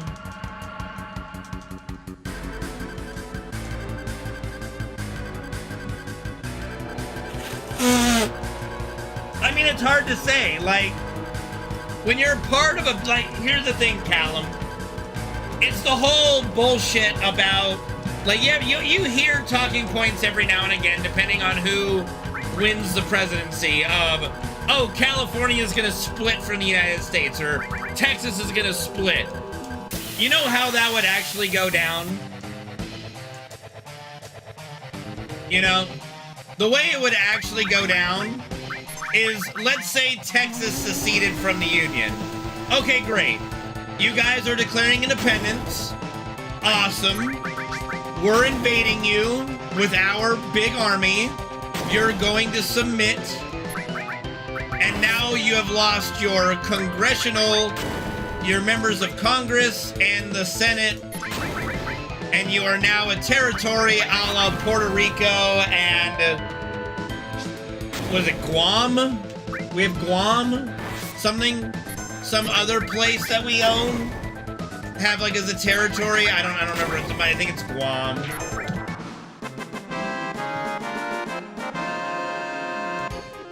And the same, that would happen with any state. That would happen with any state that would secede from the United States. You're not seceding at this point.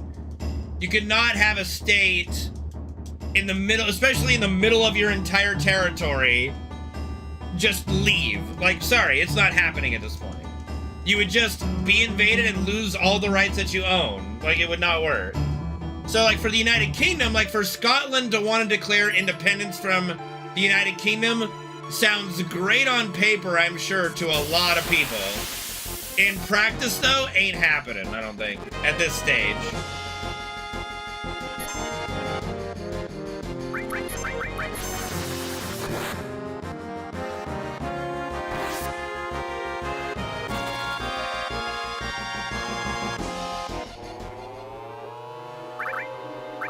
Like, oddly enough, one of the only states that could theoretically, 1, 2, 3, 4, like, economically pull it off would be California.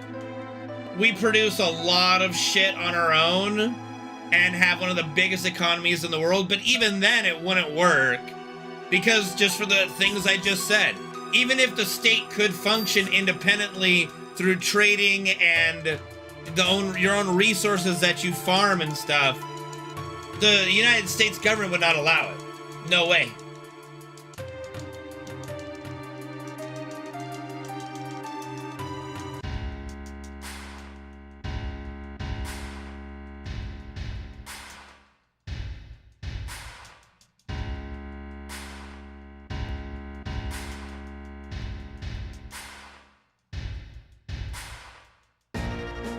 Yep, I don't know. It's really hard to say. Like, I think the UK will bounce back in the next decade or two.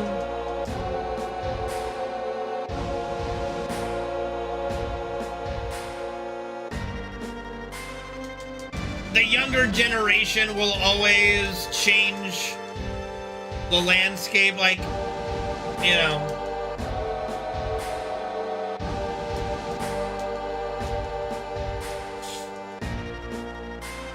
That's what I'm saying, Gabe, is that even if a state could, say, secede and self-sustain,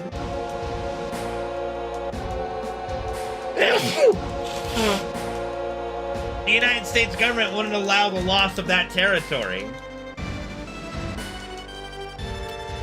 And all you would get for your trouble is losing your Senate, your congressional representation, you know?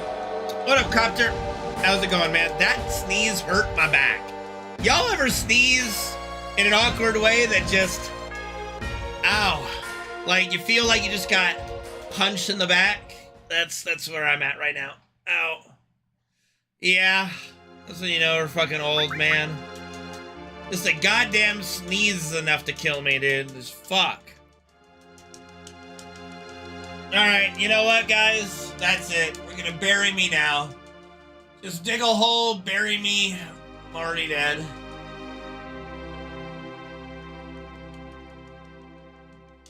Correct, I blink. Like, that's why, like, territorial expansion is all but dead. Which is why, like, Russia even trying to take Ukraine is such a big deal.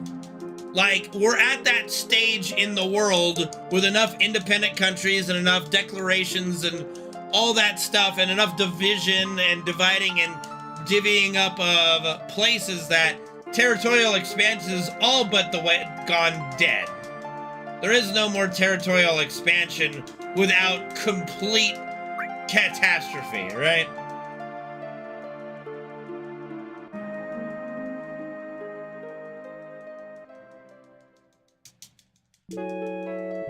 Yeah, I mean, the whole Gaza situation, I mean, like, holy shit, dude. Like, we've had this discussion before on stream, and I don't mind having it again. The Middle East has been probably the, like, aside from maybe, like, oh, boy, it's even hard to say then. I think it's it's fair to say that that territory in the Middle East, since biblical times has been has never been at peace, and I don't think it ever will be. Personally, I don't think you're ever gonna get these people, no matter what decade, what century it is, to get along with each other. They just won't. As long as there is that religious zealotry dividing those nationalities and people, you're never gonna get that point of peace. So part of me just goes, may the best man win. Have at it, YouTube. You just fucking get it over with once and for all, you know?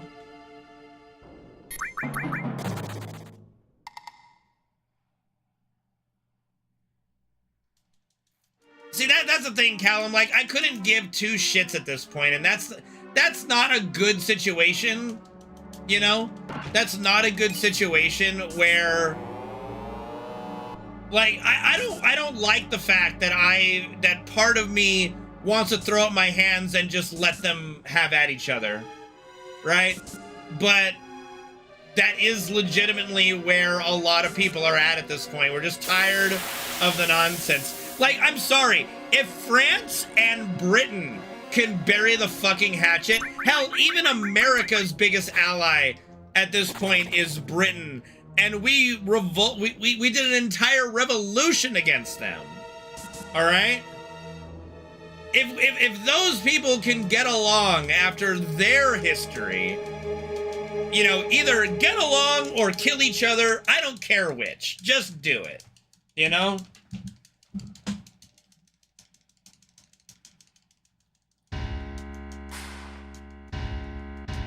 Yeah, we're just like, oh, I know what episode you're talking about, I blank. That's a fucking, is that the, that's the one with, what's his name? The evolutionary guy, oh god, Richard Dawkins? And Mr. Garrison? Is that the one? The Goobat, the fucking Goobat. With all the beavers too, I think. I mean, you know, you don't have the biggest empire that's ever existed without making a few enemies, chat member, you know? Like, England can hold up their head and be like, we once ruled the world. Yes, you did. Now, continue sucking ass at football.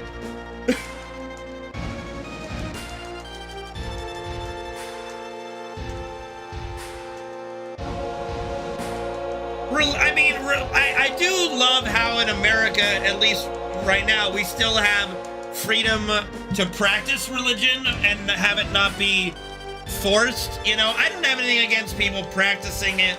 My only issue is when you want to harm other people in the name of whatever belief, whatever religion, whatever belief you have. Like, when you want to harm others, that's where I have an issue, right? Well, the problem is, Callum, is that for basically the entirety of organized religion, that's been the mantra. Like what do you think the Crusades were? The Crusades were literally the head honcho going, you are commanded by God and will be rewarded by killing the infidels. Oh, great, here we go. And what does the other side do? The same fucking thing. So that's literally what religion has been for a long-ass time.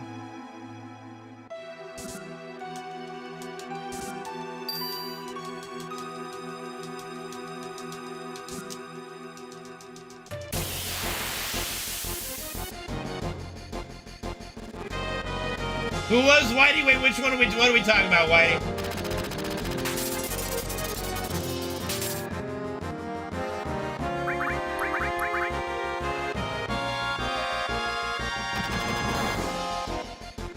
But I mean, you know, like,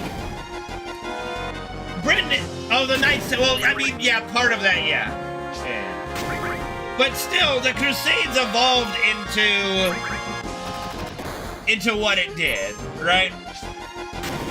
Regardless of how it started, it evolved into what it did, right?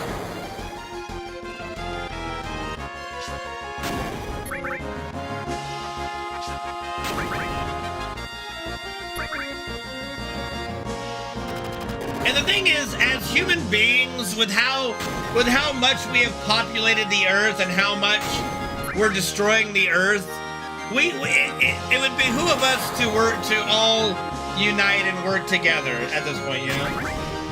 I mean, I like Kingdom of Heaven in general. I wish it was a little more historically accurate, but it's such a fun movie, you know?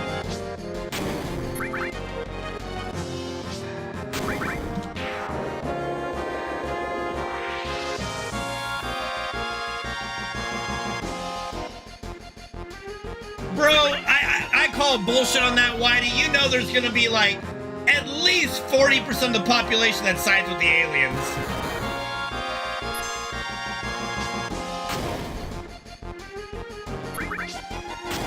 Like, I have an idea here. Give me a second. Oh god. I was gonna do a poll. But it'd be a little too difficult with my current setup. Of humans or aliens, and see who wins the vote. Give me a second. I might be able to pull this off.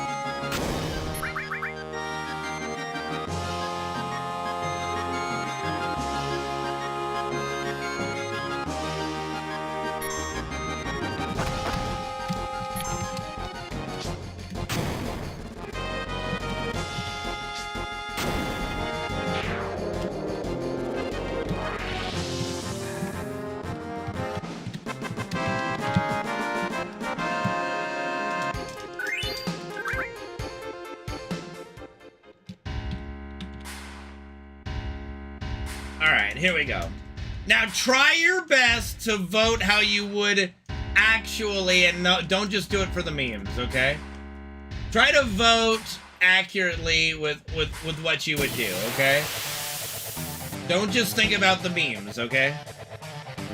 Try to be as accurate as possible in your voting. Well, yeah, the aliens are killing people. Yes, that's the premise. The aliens are wiping us out. You gotta pick a side. Are you joining the aliens, or are you siding with the humans to try to survive?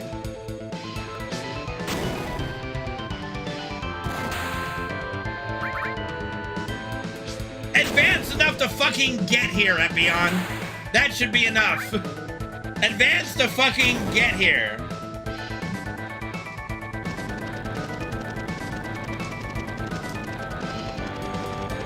That should be more than enough information.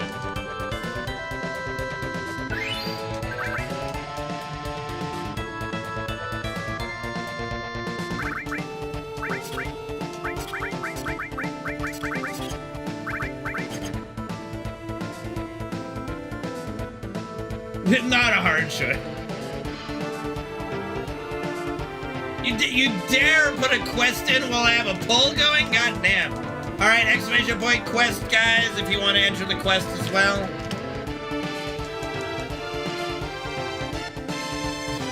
I'm from Buenos Aires, and I say kill them all! 10 out of 10 reference, bro. The only good bug is a dead bug. I'm doing my part. Have all the kids stomping on bugs, and the mom just maniacally laughing, going, It's such a great movie. It's fucking terrible, but it's awesome.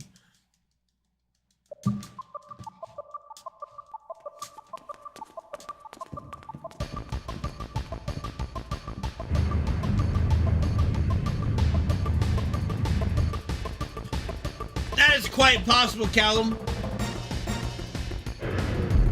Depends on what it took to beat the aliens and how much we lost, I think.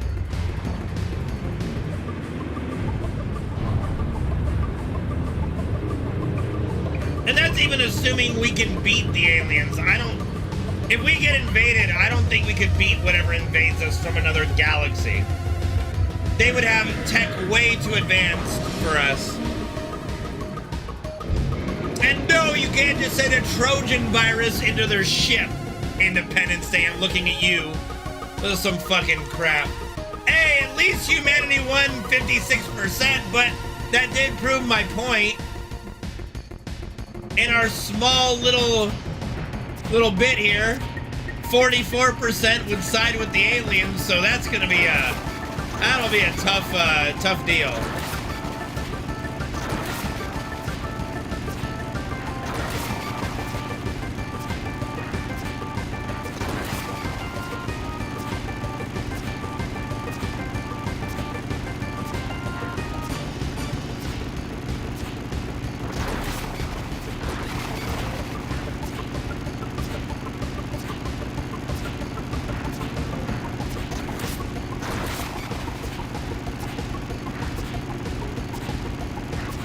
Well, from a purely tactical point of view, I think it's pretty obvious that, like, the big leaders of humanity would be like, we can afford to let the aliens take North Korea. Yeah, that's fine. You okay with that? Yeah, we're okay with that.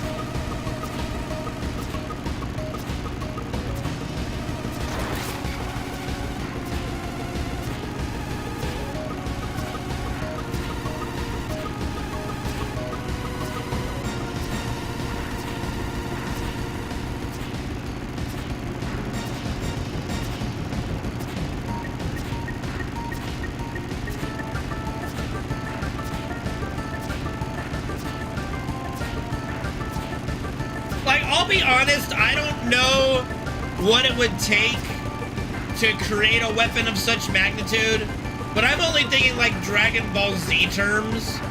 Like, if a civilization develops tech enough, strong enough to do intergalactic travel, would they be able to develop technology to just Death Star or blast a planet? Just destroy a planet from outer space? Like, is our future just being blown up by an alien species? I don't know. Like, how far off of planetary destruction laser beam is intergalactic travel? I don't know.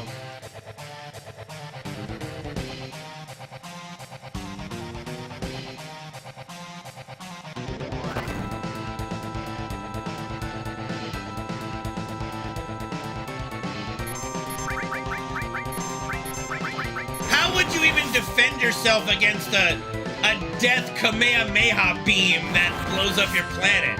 I don't even know if you could defend against that, to be honest with you.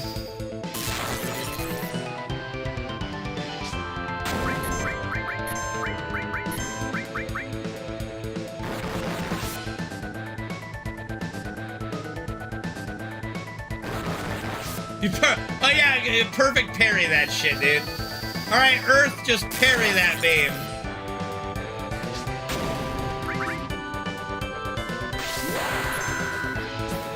True, yeah. Alright, we need to do an ice to be safe here.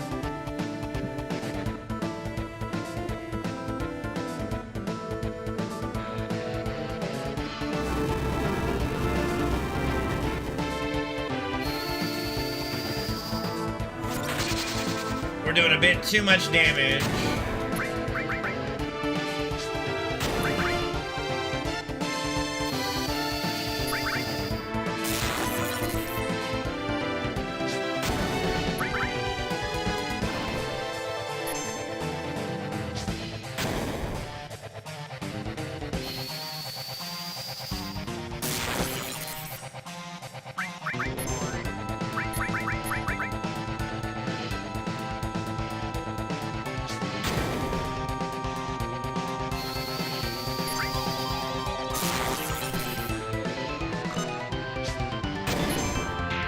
If the theory of relativity could be applied to something so complex as intergalactic travel.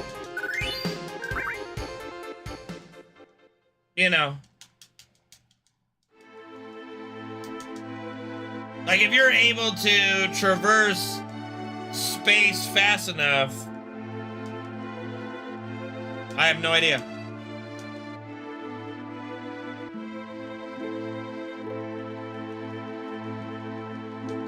honestly don't think we've been visited by aliens yet.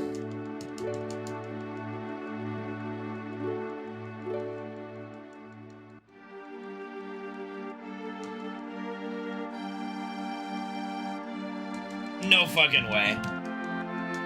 No fucking way we have. Not yet.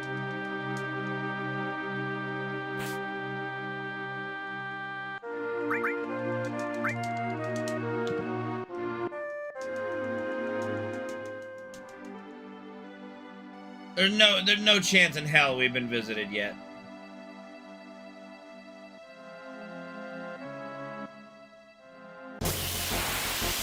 Yeah, I bet on that, yeah.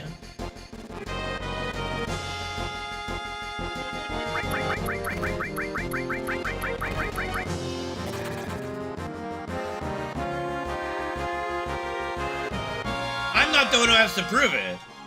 You would have to prove that we've been visited. That's the claim. You can't prove we haven't been visited, you can only prove that we have. That's like asking to prove the existence of God. You can't prove that he doesn't exist, or she, but you can't prove that he does either. The burden of proof is in the ones claiming it to have happened. That's the burden of proof.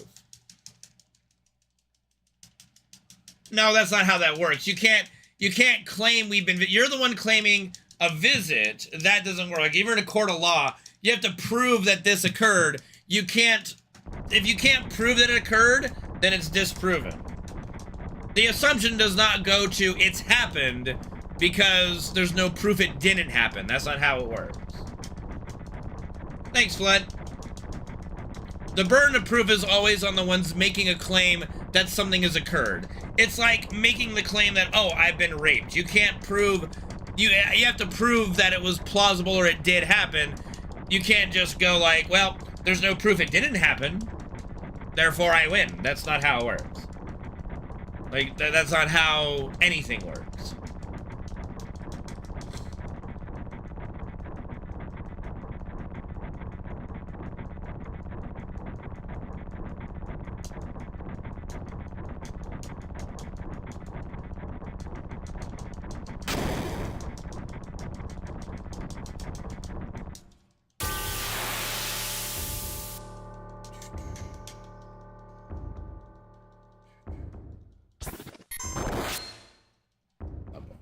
Hey, you know what? This is the first time we've been out of Midgar in a while.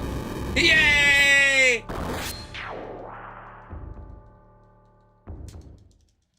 We did it!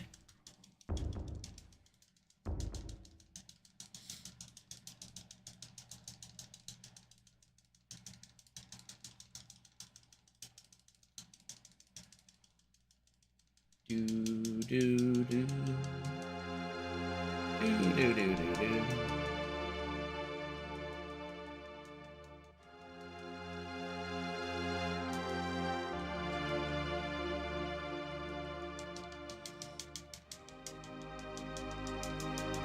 How do you explain them? Well, a lot of them have been explained. But just because you can't explain something doesn't mean it's aliens!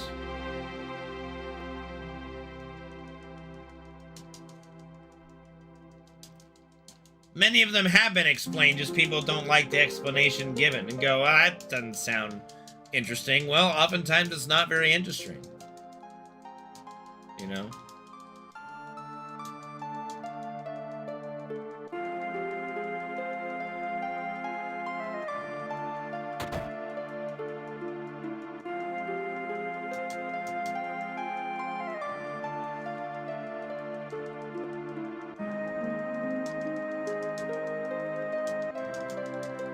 Again, just because you can't outright explain something doesn't mean automatically it's something else, you know? Yeah, no, that's what I'm talking about, Ridvick, is like you would have to believe that with that, you know, any of these landings have occurred or alien encounters have occurred. You would have to believe that the aliens are so sophisticated and so smart to be able to traverse the galaxy to get here, only to be incompetent at landing. And just, no, I don't, I can't make that leap. I can't make that, would you fucking, God, I hate, this skip is so annoying sometimes. It's so dumb. There we go. I mean, accidents happen every fucking time. Every alien encounter that we've had, you know, fuck off.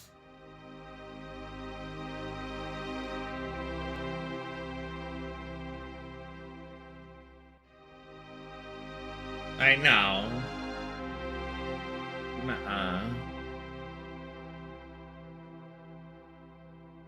It's practically every, like, believed alien encounter was a crash.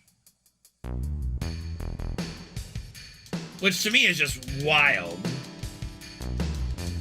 Okay, again, Gabe, I've already answered the unexplained ones. It's not like there's nothing to rehash there. There's nothing to rehash there. I mean, how would you know? How would you see, how would you look at something going blip, blip, blip, blip, blip, blip, blip, and go, there's intelligence there? You don't even know what the fuck you're looking at. We haven't been visited yet, Gabe. It's not scary at all. We haven't been visited yet.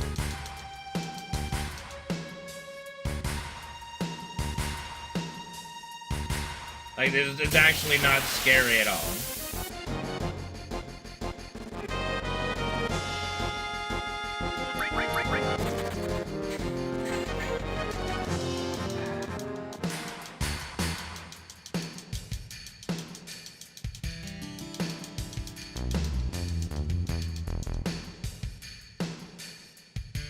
It's fun science fiction, but no, we're not there yet.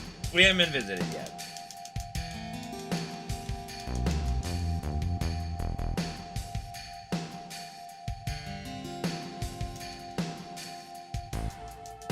Natural phenomena also has randomness to it. Like, what are you talking about? You think anyone could predict where lightning is gonna strike? No! It's random.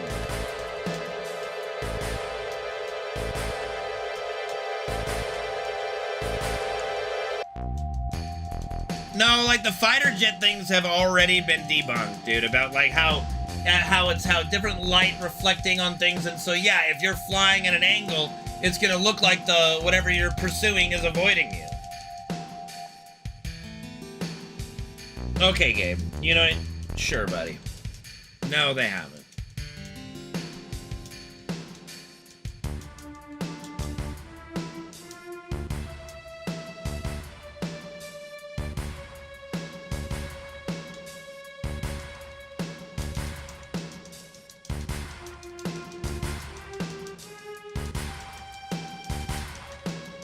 Yes, you know what a UFO is, right?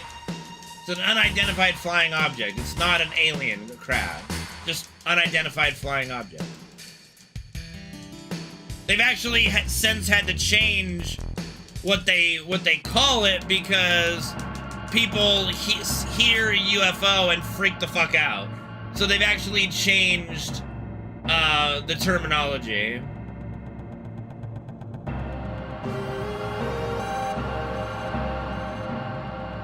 Because too many people were just, whenever they heard that kind of stuff happening, they just automatically assumed aliens when it's no.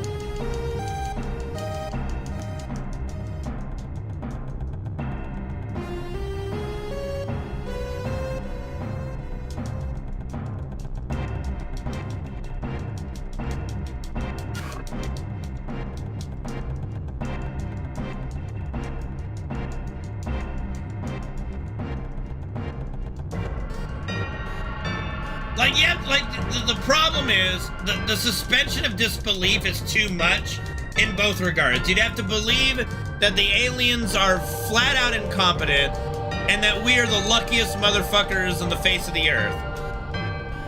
Both of which are incorrect. And that also every time we see these things, oh, we can't make it out, we can't figure it out. I'm sorry, it's just, it's tiresome. There's not enough there to worry about or even speculate, honestly.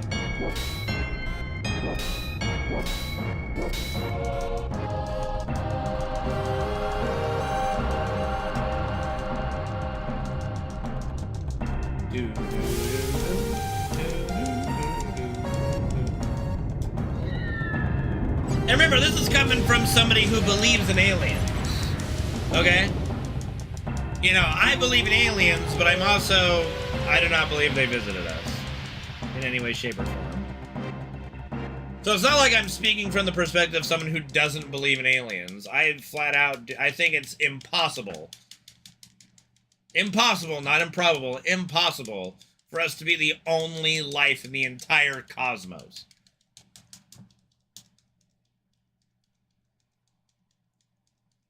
But have they managed to visit us yet? No. No way.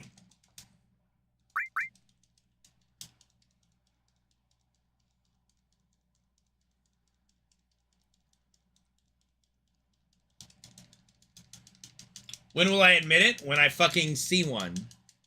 When there's enough evidence to actually prove their existence here.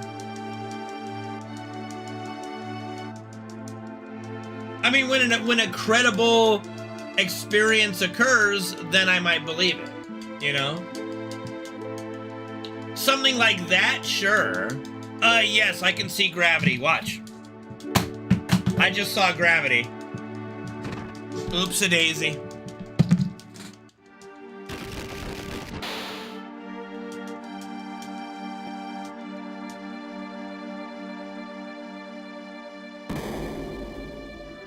But we know it's not Santa because Santa didn't show up to do that. Like, what? Santa pulls from the middle of the planet? Santa lives in hell? Oh, so is hell in the middle of the planet now?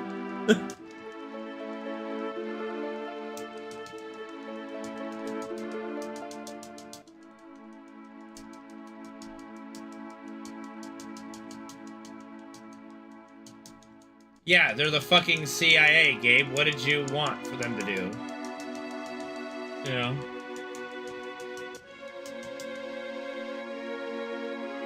Like, it's the CIA, man. You want them to just bake tea and crumpets all day? Like, the fuck? What up, Wooly? It's been a while, man. How you doing, dude?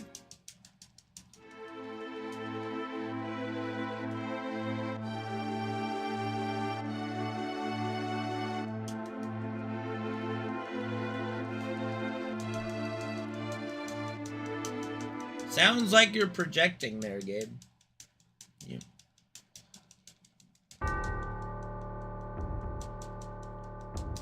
Yeah.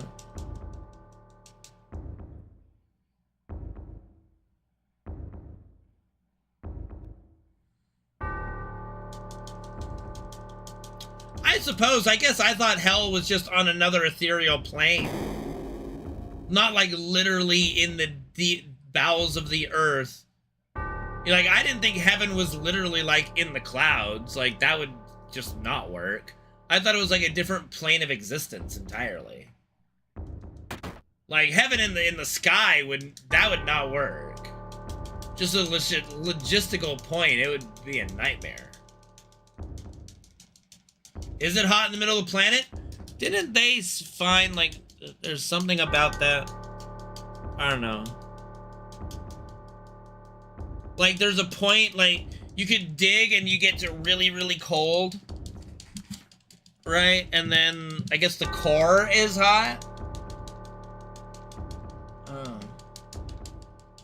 But, like, the majority digging down there is extremely cold. I don't know. It's an interesting thought.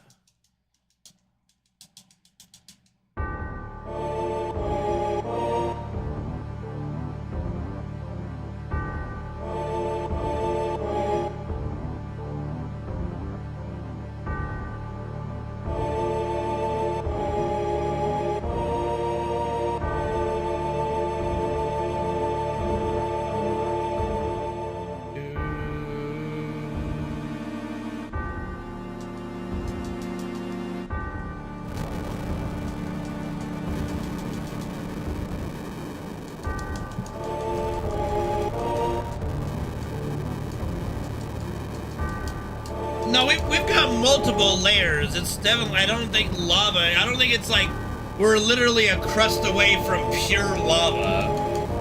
Like, we've got there's multiple layers of shit to go through before you get to the lava layer.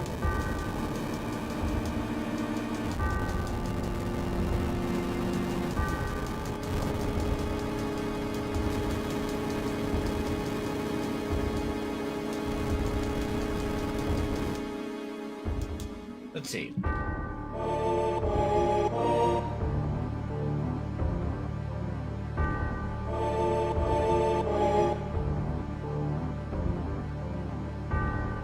Layers of the earth.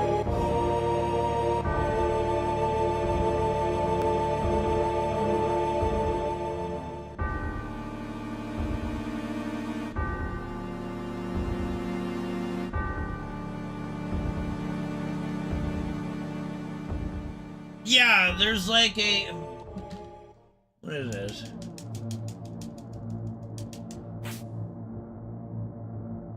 Giant smiley face, let's see.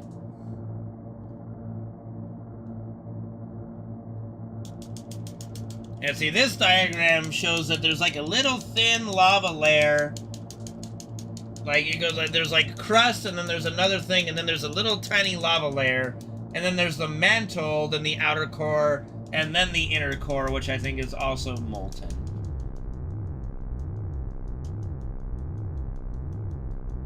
So yeah, I don't think it's quite that simple.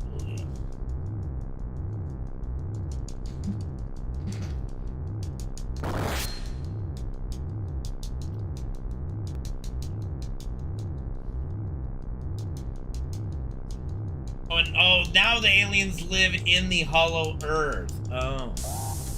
So now the aliens are crab people. Okay.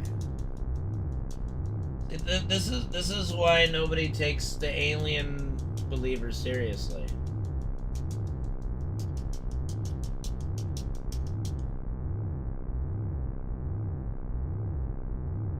I mean, what's 1,000 degrees Celsius? I mean, we'd only be incinerated instantly. That's not too hot.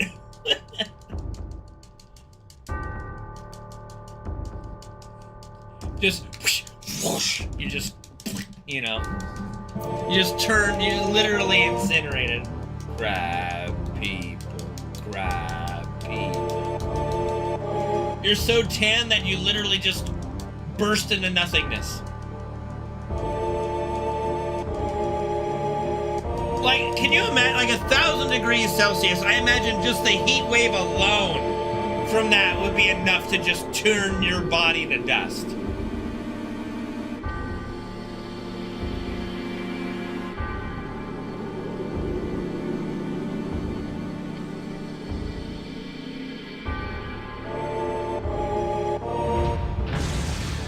You know, like China's digging that little drill all the way down to the Earth's core. I feel like there's some Lord of the Rings moment that's gonna happen where they're like, the Chinese dug too greedily and too deep, and like they unleash the heat wave upon us that just incinerates the entire human race.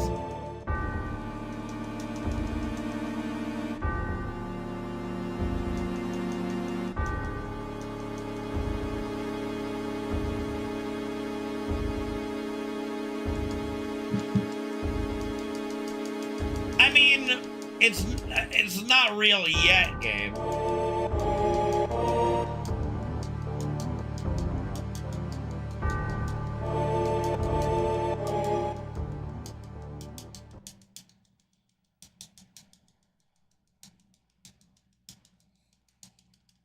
They have a cave troll.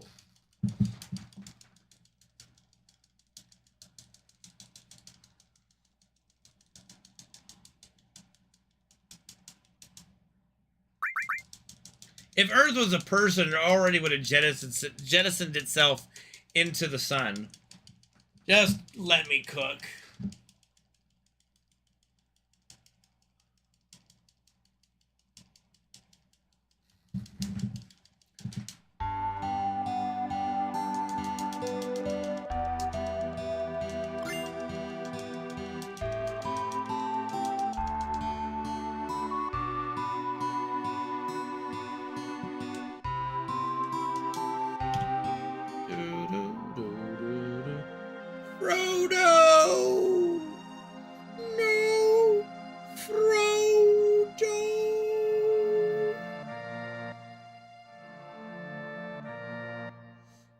can't carry it for you, but I can carry you. He was gonna dipsy doodle me. Oh, do I reset? Depends where he goes here. And okay, let's try it. Fuck it. Barely got it. Worth, super worth. Might get an encounter here on the land though. I didn't get one all the way. You know what? Bro, that was a pretty solid fucking go. Go gadget, no encounter. See, Gabe, like, you know what you're doing? When you say stupid shit like that, all you do is remove any possibility of people believing that aliens have been here.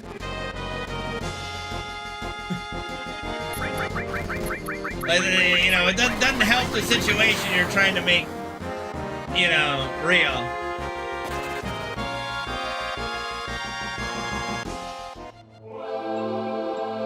Look, you want me to do a perfect Hobbiton accent? Like, fuck off. Fuck off, Penguin.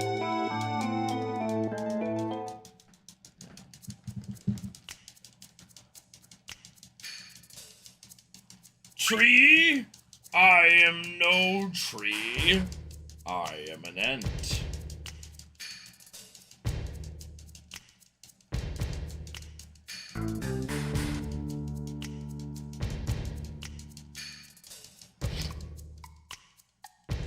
Now, Chobin. We mustn't scam people. That's not charitable.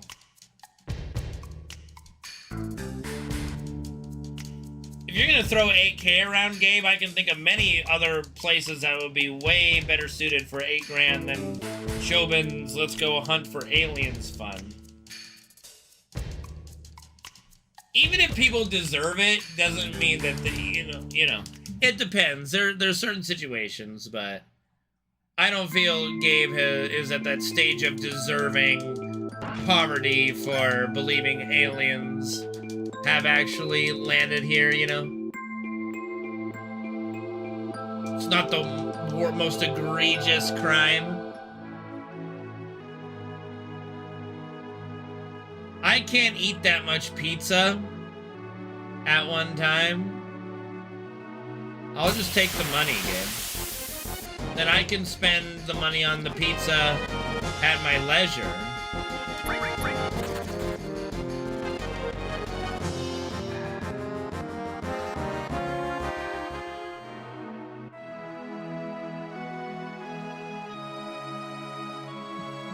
I mean, if I can resell the bags of rice, I guess that's a fair trade.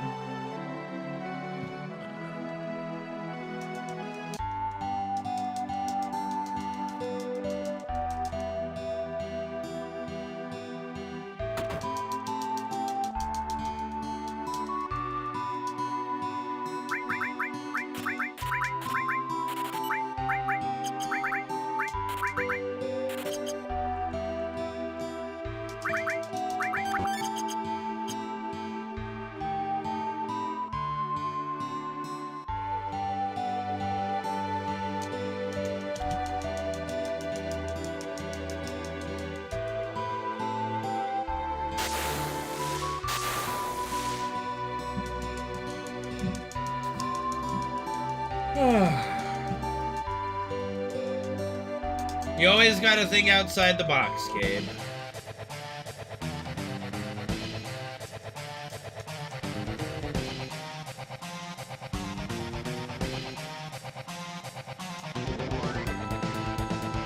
Yep, yes it was. What do you define as Great War? Because great is not a word I would describe World War II with. Silik, what's up, dude? Thank you for the 99-month resub. Appreciate you, man. Thank you so much for the support. You are awesome, dude.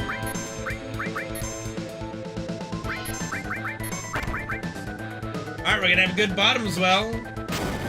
Save a little time here, maybe.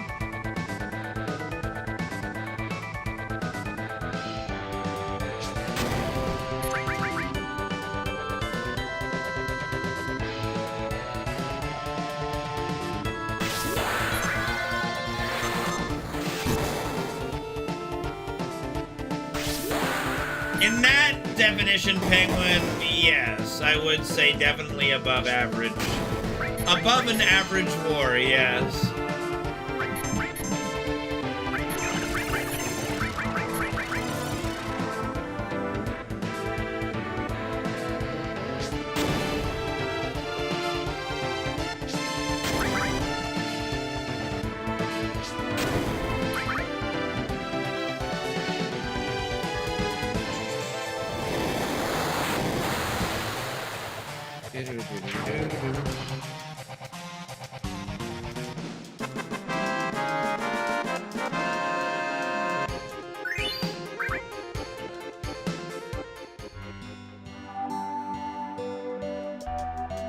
So far, so good on the run. God, I still have that little bit of RFK rasp in my voice from, like, Monday.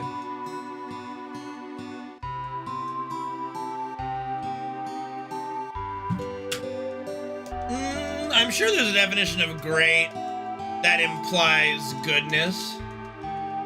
Like, that cereal tasted great. I don't know.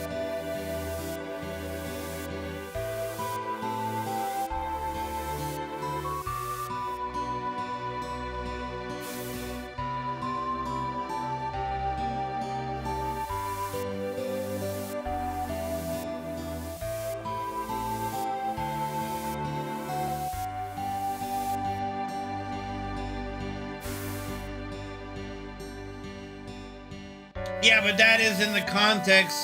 I guess we're talking just purely morally good. Then taste isn't really morally anything.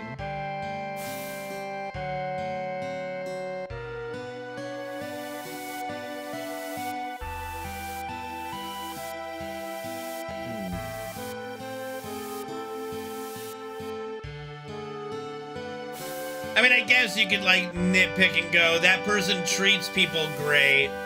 And you can go, well, he treats people above average. Is that a moral statement? Is that a statement of morality? Someone treats someone great? I don't know. Not really worth the speculation.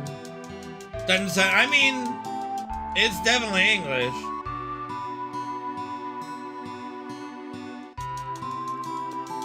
It's definitely English.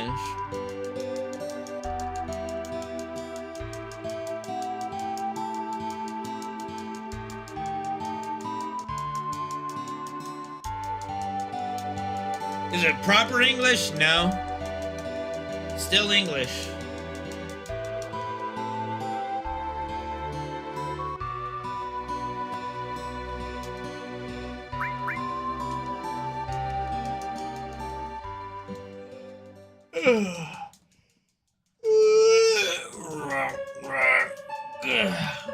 Goo goo gaga. Okay.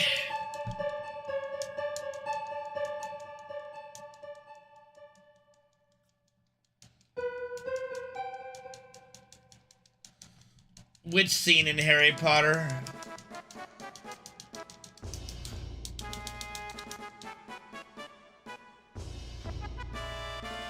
Yeah? Oh, yeah, oh, God, hold on.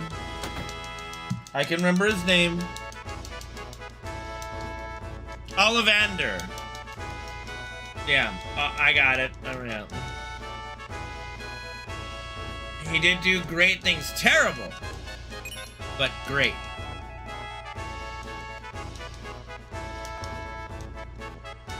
Yeah, but that's also British English, which, I'm sorry, last I checked, America won the war, so British English doesn't count. It's all about American English. Checkmate, Britain.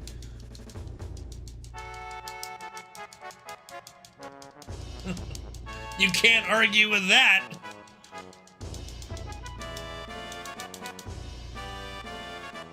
To the victor goes the spoils, bitch.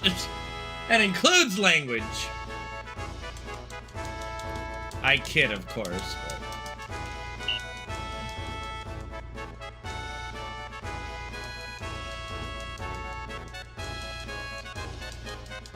I don't even know German English. I think it's German. honestly, I don't even think it was our interference definitely helped, but I think deep down it was incompetence that lost the war for them. Trying, like, not only fighting a war, like opening up the Eastern Front against Stalin, who was an ally, and then invading Russia just never worked. So I don't know. I think even let's say there's a scenario for sure where even with America being in the war, where the Allies still lose if Germany doesn't like bungle up all those stupid decisions, right? The Patriot. How dare you even mention that movie to me in my stream in some way of proving any kind of a point.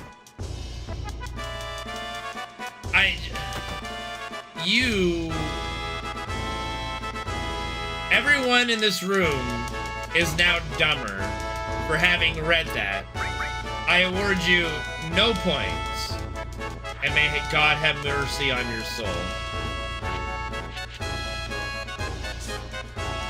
Did we have an earthquake over here? I didn't feel it. I never get to feel any earthquakes.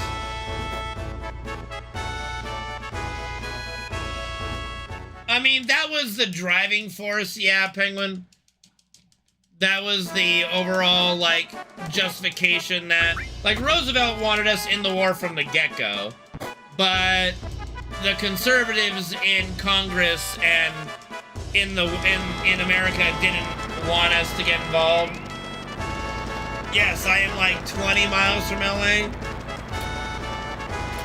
Well, we were supplying both sides. We were making money playing both sides of the coin for a while. You know, we made plenty of money with Nazi Germany over the time period, but once Japan attacked Pearl Harbor, it kind of forced us into there. You know, Newport Beach, 3 points. Yeah, I probably wouldn't feel here. Yeah, 3.6 is like nothing. Like that to us is a tumble in the sheets is more vibration. 3.6. Quest time, guys. Quest time. Take a moment. Enter the quest.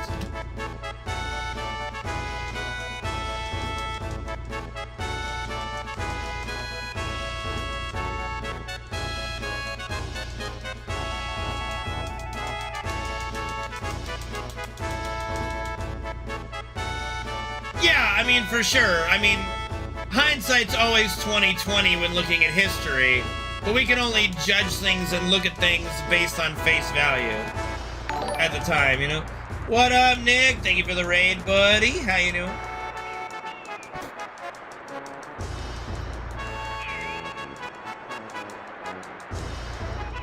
Well, that's one of the misnomers that people think. They think that freedom of speech is the freedom to say whatever you want about anything. That's just not true.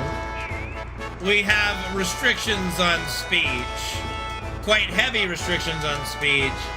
We do have the most free of speech relatively than any other country, but it by no means is a carte blanche invitation to say whatever the fuck you want about anybody. Alright, we at least got 6 ethers, so we're okay in that situation now. We're talking about free speech. Yeah, speech. Yeah, go lay down, Nick. Go lay down. Sleep well, buddy. Hopefully you feel better.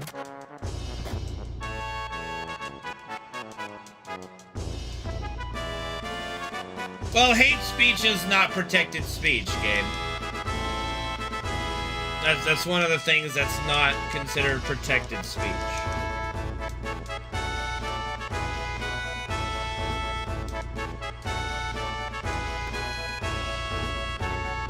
There are many facets of unprotected speech, but hate speech is one of the more obvious ones.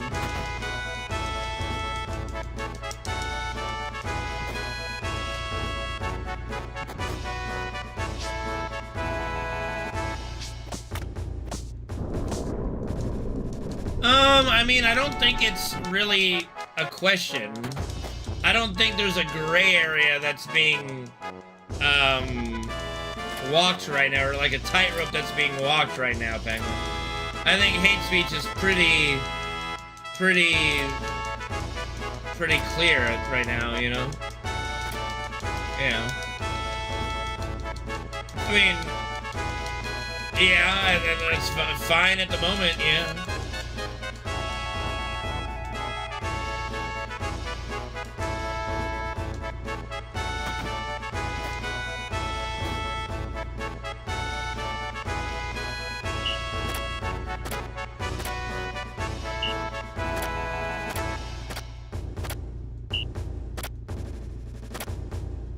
Well, I mean, that's just kind of not true, isn't it? We have a lot of laws that protect people from the inconvenience of life. You know, that's why we have anti-poverty laws, you know.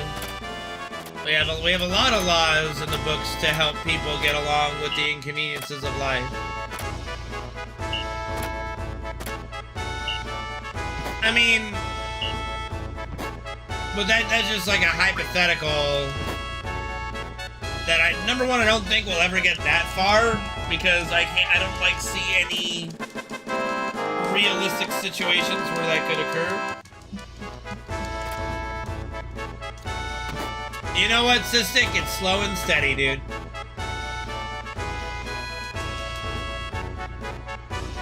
I mean, I don't think you need poor, no. I don't think people being poor is helpful. I don't know. I gotta sell these. No, you know what? I don't need to sell those right there because we still got plenty of money. That's fine.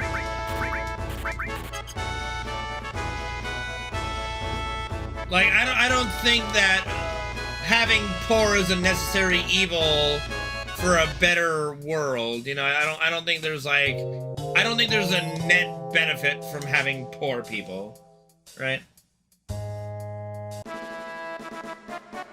Whereas I do think there are plenty of detriments to having poor people, as well as having obvious detriments to having too many, well, just absurdly wealthy people, you know, individuals, right? Like I think that there is a point where someone's just got way too much money.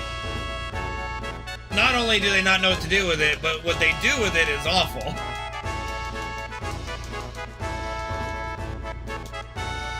I think that you will always have poorer people.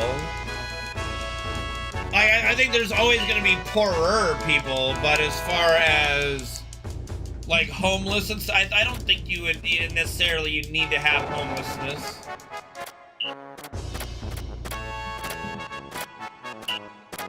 I think we're advanced enough as a civilization that we could end, like, I do think we can solve the problem of hunger and housing, I suppose. Hunger and housing.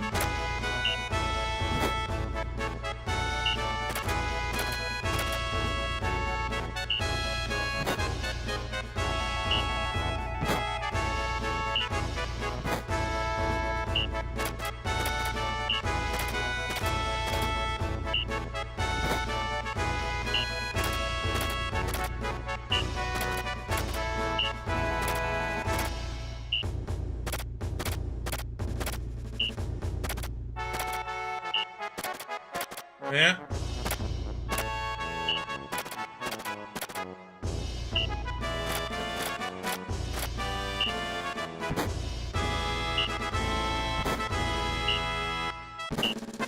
I mean, it's that or homelessness. I think that they'll choose that, you know? Nobody chooses to be homeless.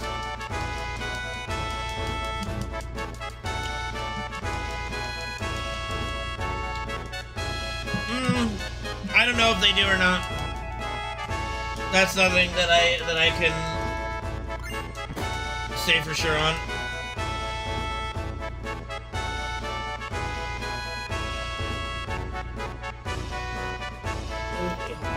Self-imposed homelessness, Copter. Why?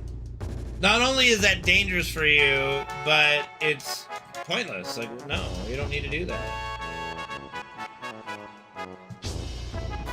You know, I don't think you need to walk a mile in their shoe to understand the situation, you know?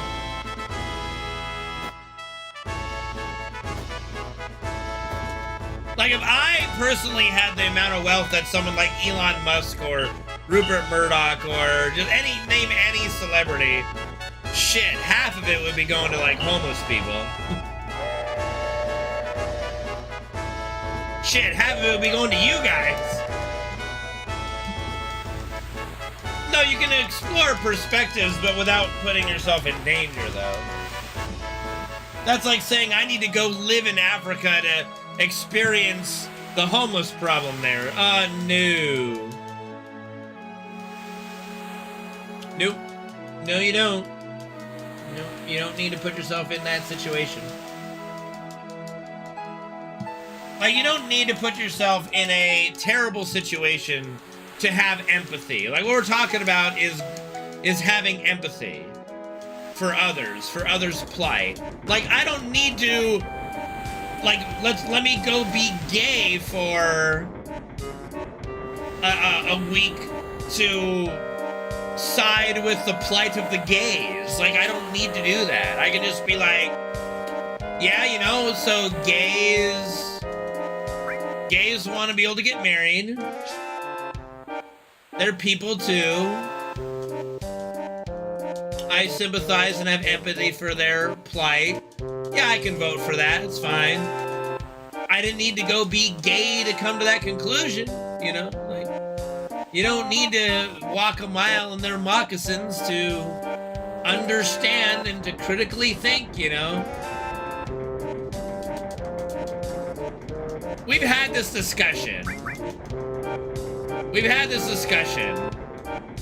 I don't fucking believe for a second that there are people out there that just have an empty brain. It's a fucking saying, Copter.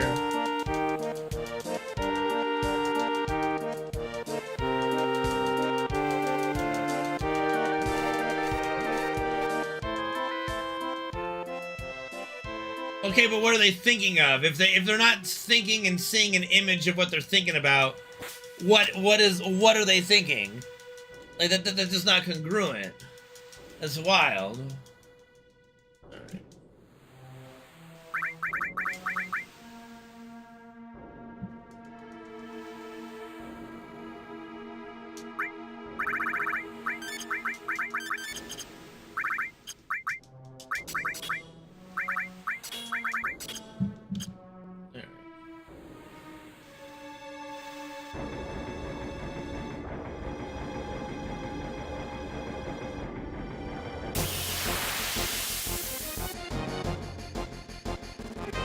Thanks, Salty Jarvis. How you doing, man?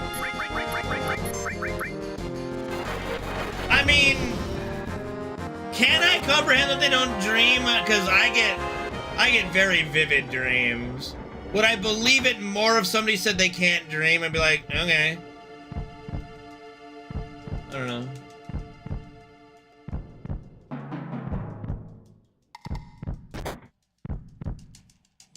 I'm doing all right. Hopefully I foresee encounter on the right location there to get the preamp.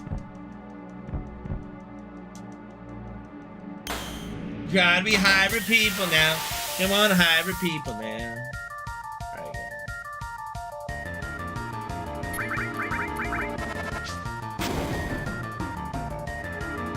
well, I have a very deep imagination.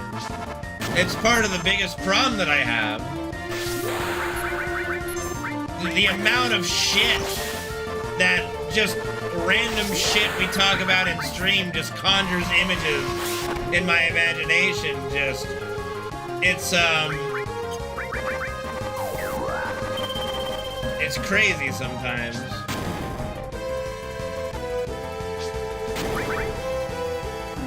I mean, I draw, but not very well.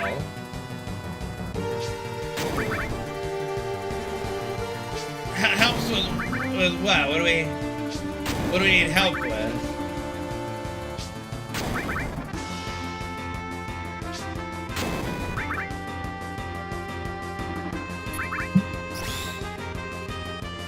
Clear your head of ideas? I don't know if my head's ever been clear.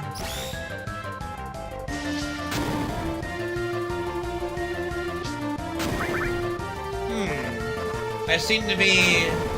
I need to buy more grenades at the, in Junon, it looks like.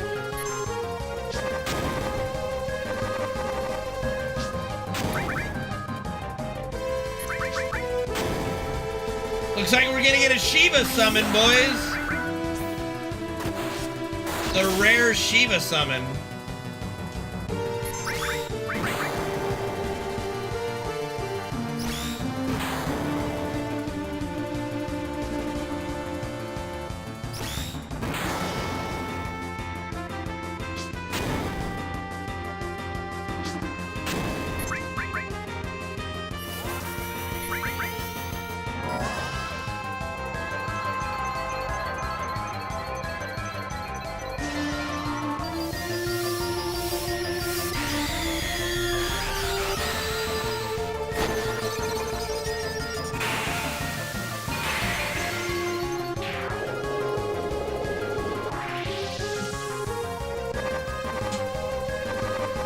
Unfortunate.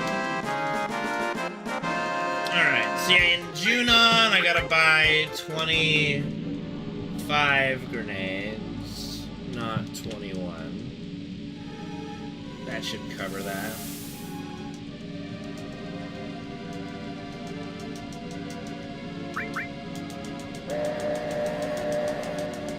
Well, that's what we're gonna try to do, Tier.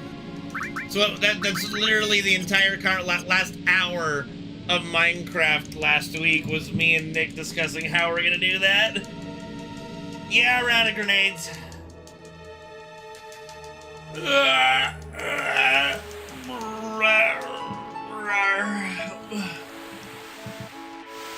Just.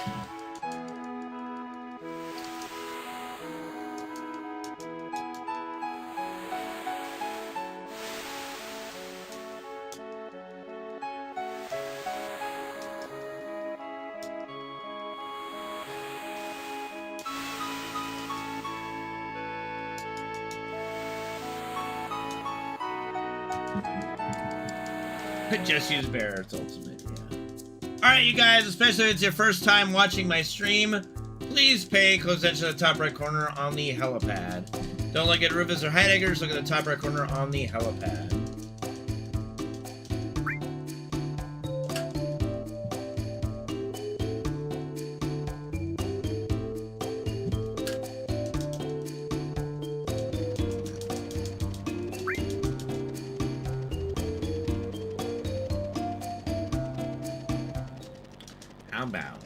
Magic trick.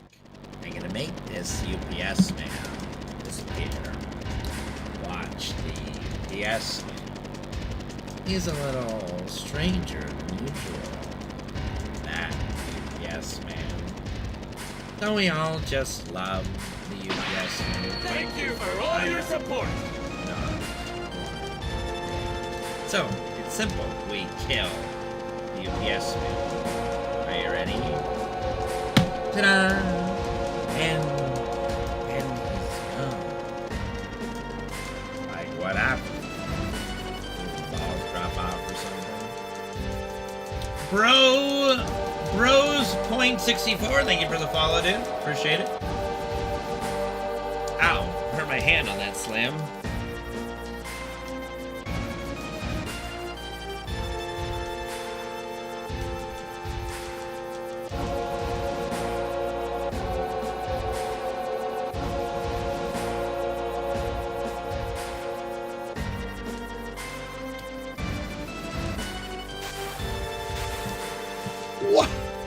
That's no way! That's great! We landed on the moon! It's going alright, you know, the run's going alright. we landed on the moon!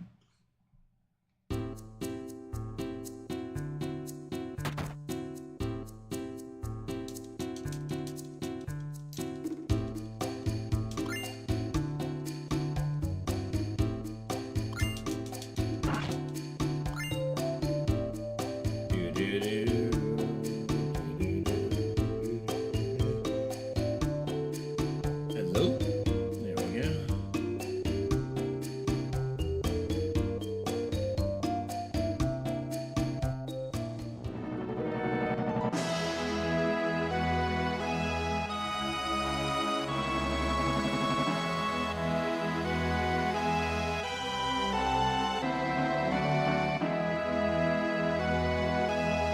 She touched my leg. Okay, kill him!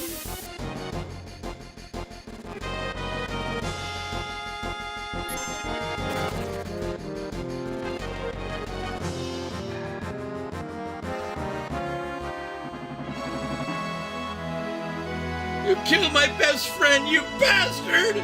It's any consolation. You'll soon be joining it. Harry! You're alive! And you're a horrible shot! Lucky me. They strapped this bulletproof vest on me and gave me a gun. Yeah, but what if he shot you in the face?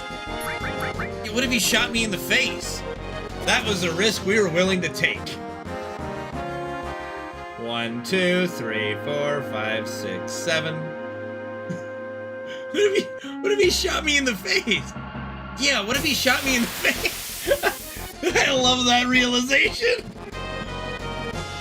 That was like the smartest thing they said the whole movie. For sure. That was like the only non-dumb thing they say the whole movie.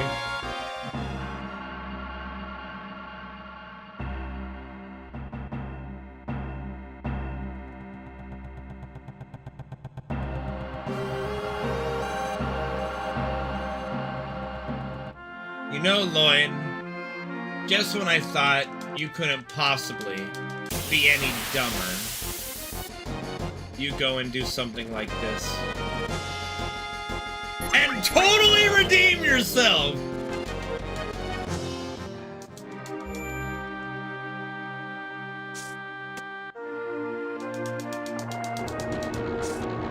Ha-ha! Ready to go to Aspen? Hell yeah!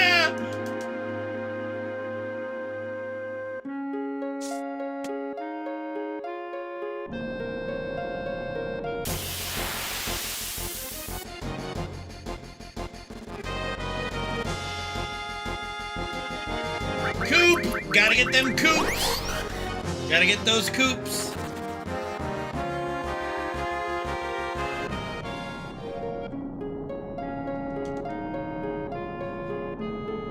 Big gulps, huh? Well, see you later!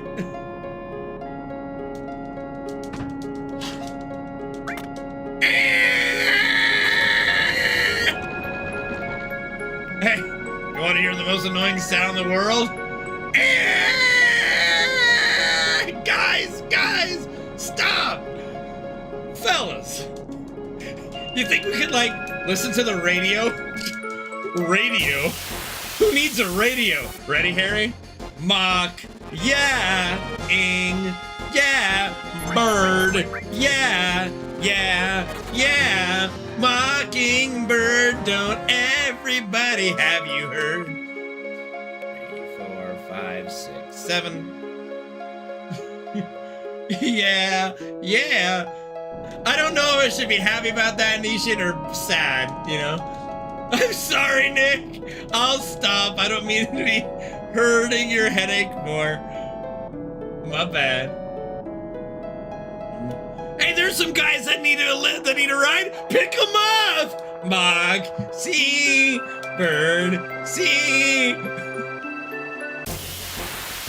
It's such a silly, stupid movie.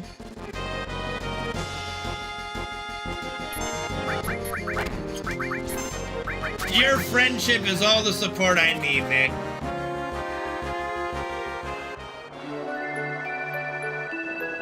I mean, everyone's mannerisms, dude, are just amazing in that entire movie.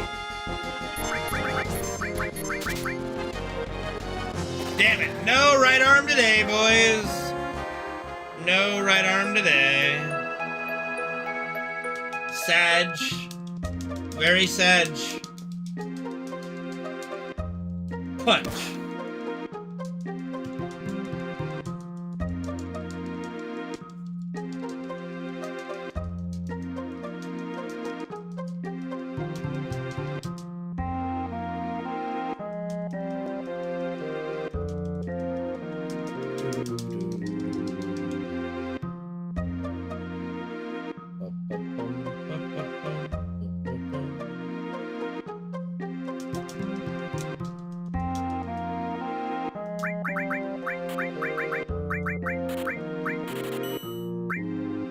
Oh yeah, well, okay.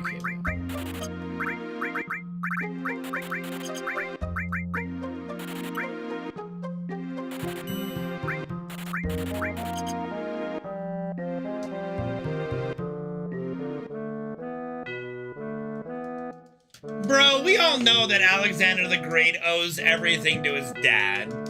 Like, Alexander the Great is so fucking overrated.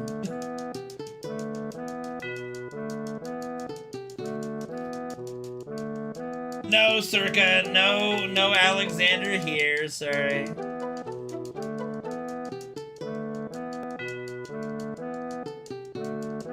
Alexander the Fake.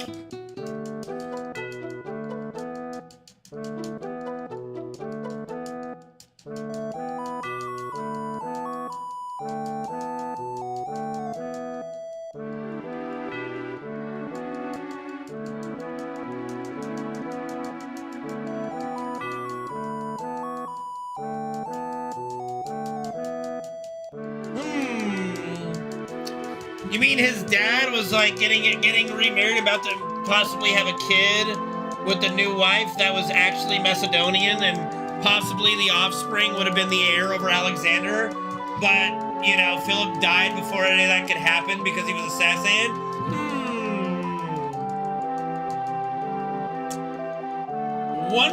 That is so interesting. I wonder who could have done it.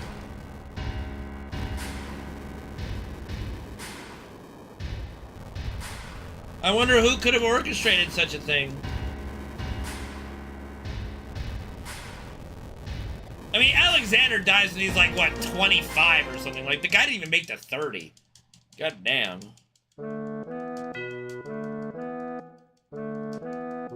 Oh, yeah, that's right, yeah, Zeus. Right, yeah, Zeus. God, right up there with the Virgin fucking Mary. Yeah. Oh, it was immaculate, Joe. Oh, it better be Mary. It better be immaculate. I'm sorry, I'm turning Joe into Ralph Cramden. I love Robin Williams.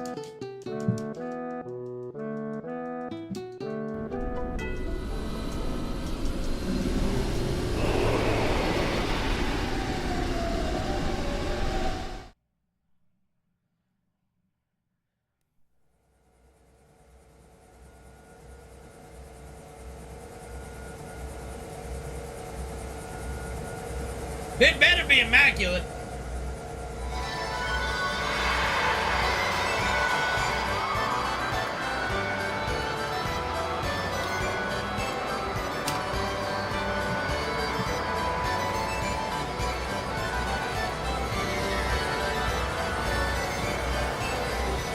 That's good, Gabe, to talk about your alien theory.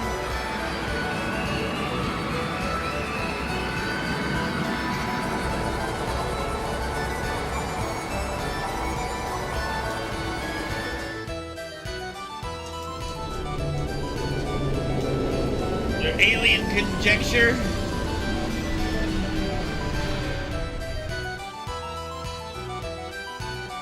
Why, Copter? Like, okay, listen, just say you want to have something shoved up your ass and just go get it done, man. It's fine. You can get probed by a non-alien today. I mean, but where do you think the probe's gonna go? Right, well, where do you think they're gonna probe? There's only a few places you can probe in the human body. And I'm sorry to tell you, I mean, you do, does he not know about rectal thermometers?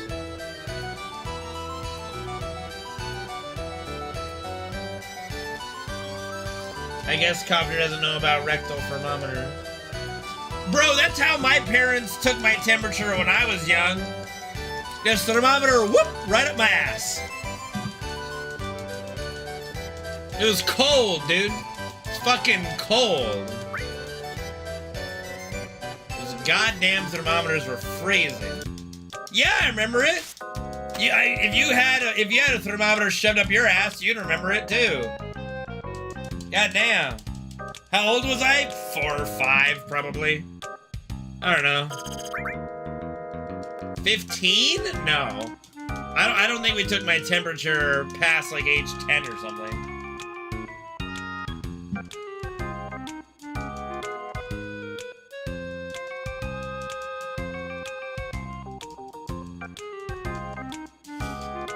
I mean, this is not the worst conversation we've ever had for Swing for Stam. It would be fine. It'd be totally fine. Like, plenty of kids have been anal thermometered, okay? Rectal thermometer, you know? I would not call getting your temperature taken through your butt as a sexual experience. Like, that would be like saying that getting your temperature taken through your mouth is somehow a sexual experience. Doesn't, so? What does that have to do with anything? Like, what?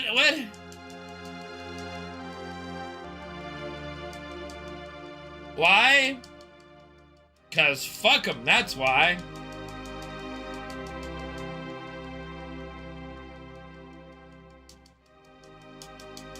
Are you using the same thermometer? I don't know.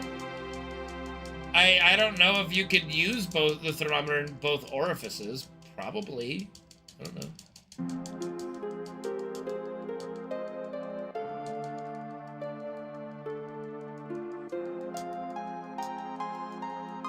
What up, Shin? What do you mean? Like, we're just talking about taking temperature. Just a thermometer. The fuck? Like, y'all making this out to be some weird shit. It's just a fucking thermometer. No, nobody's talking about. No, Gabe. Nobody was talking about that.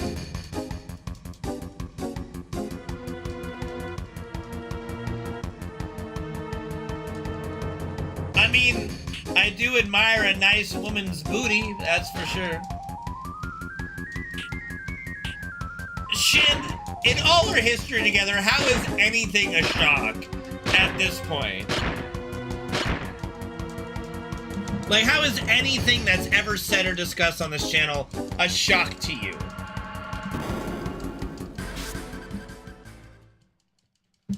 Like, come on, man. Don't be fucking weird, dude. What do you mean, Panarius? Like, we always go to a good place. I don't even know.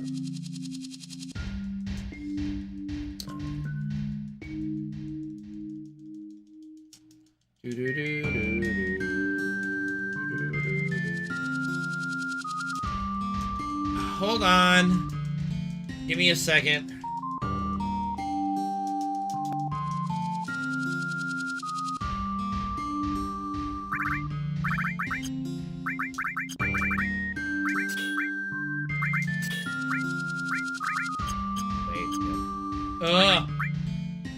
There we go.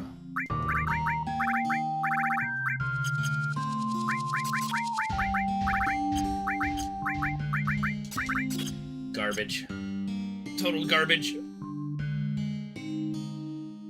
No, my mom has never shaved my asshole, Tier. Like, see, this is the kind of bullshit.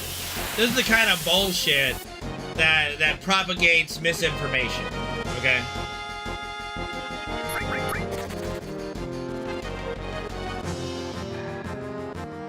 Well, I mean, not with the same thermometer. I thought the question was, could you use the the same thermometer in either the butt or the mouth?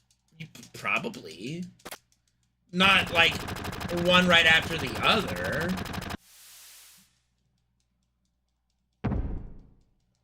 What is this supposed to be an emote of? Is he breaking something? He's got, are those clips? What are those? I mean, we'll use it because I don't see anything wrong with it, but I don't.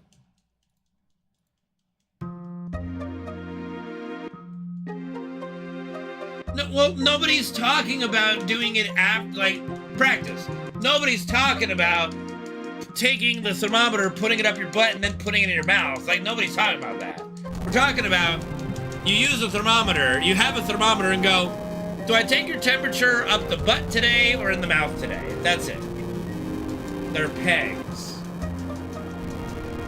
Like, what kind of pegs?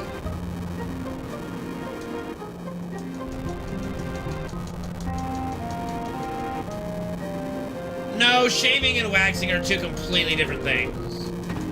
Hence why one's shaving and one's waxing. They're two completely different things. You mean clothespins? Huh. Copter, it's not my fault. Y'all are obsessed for some reason.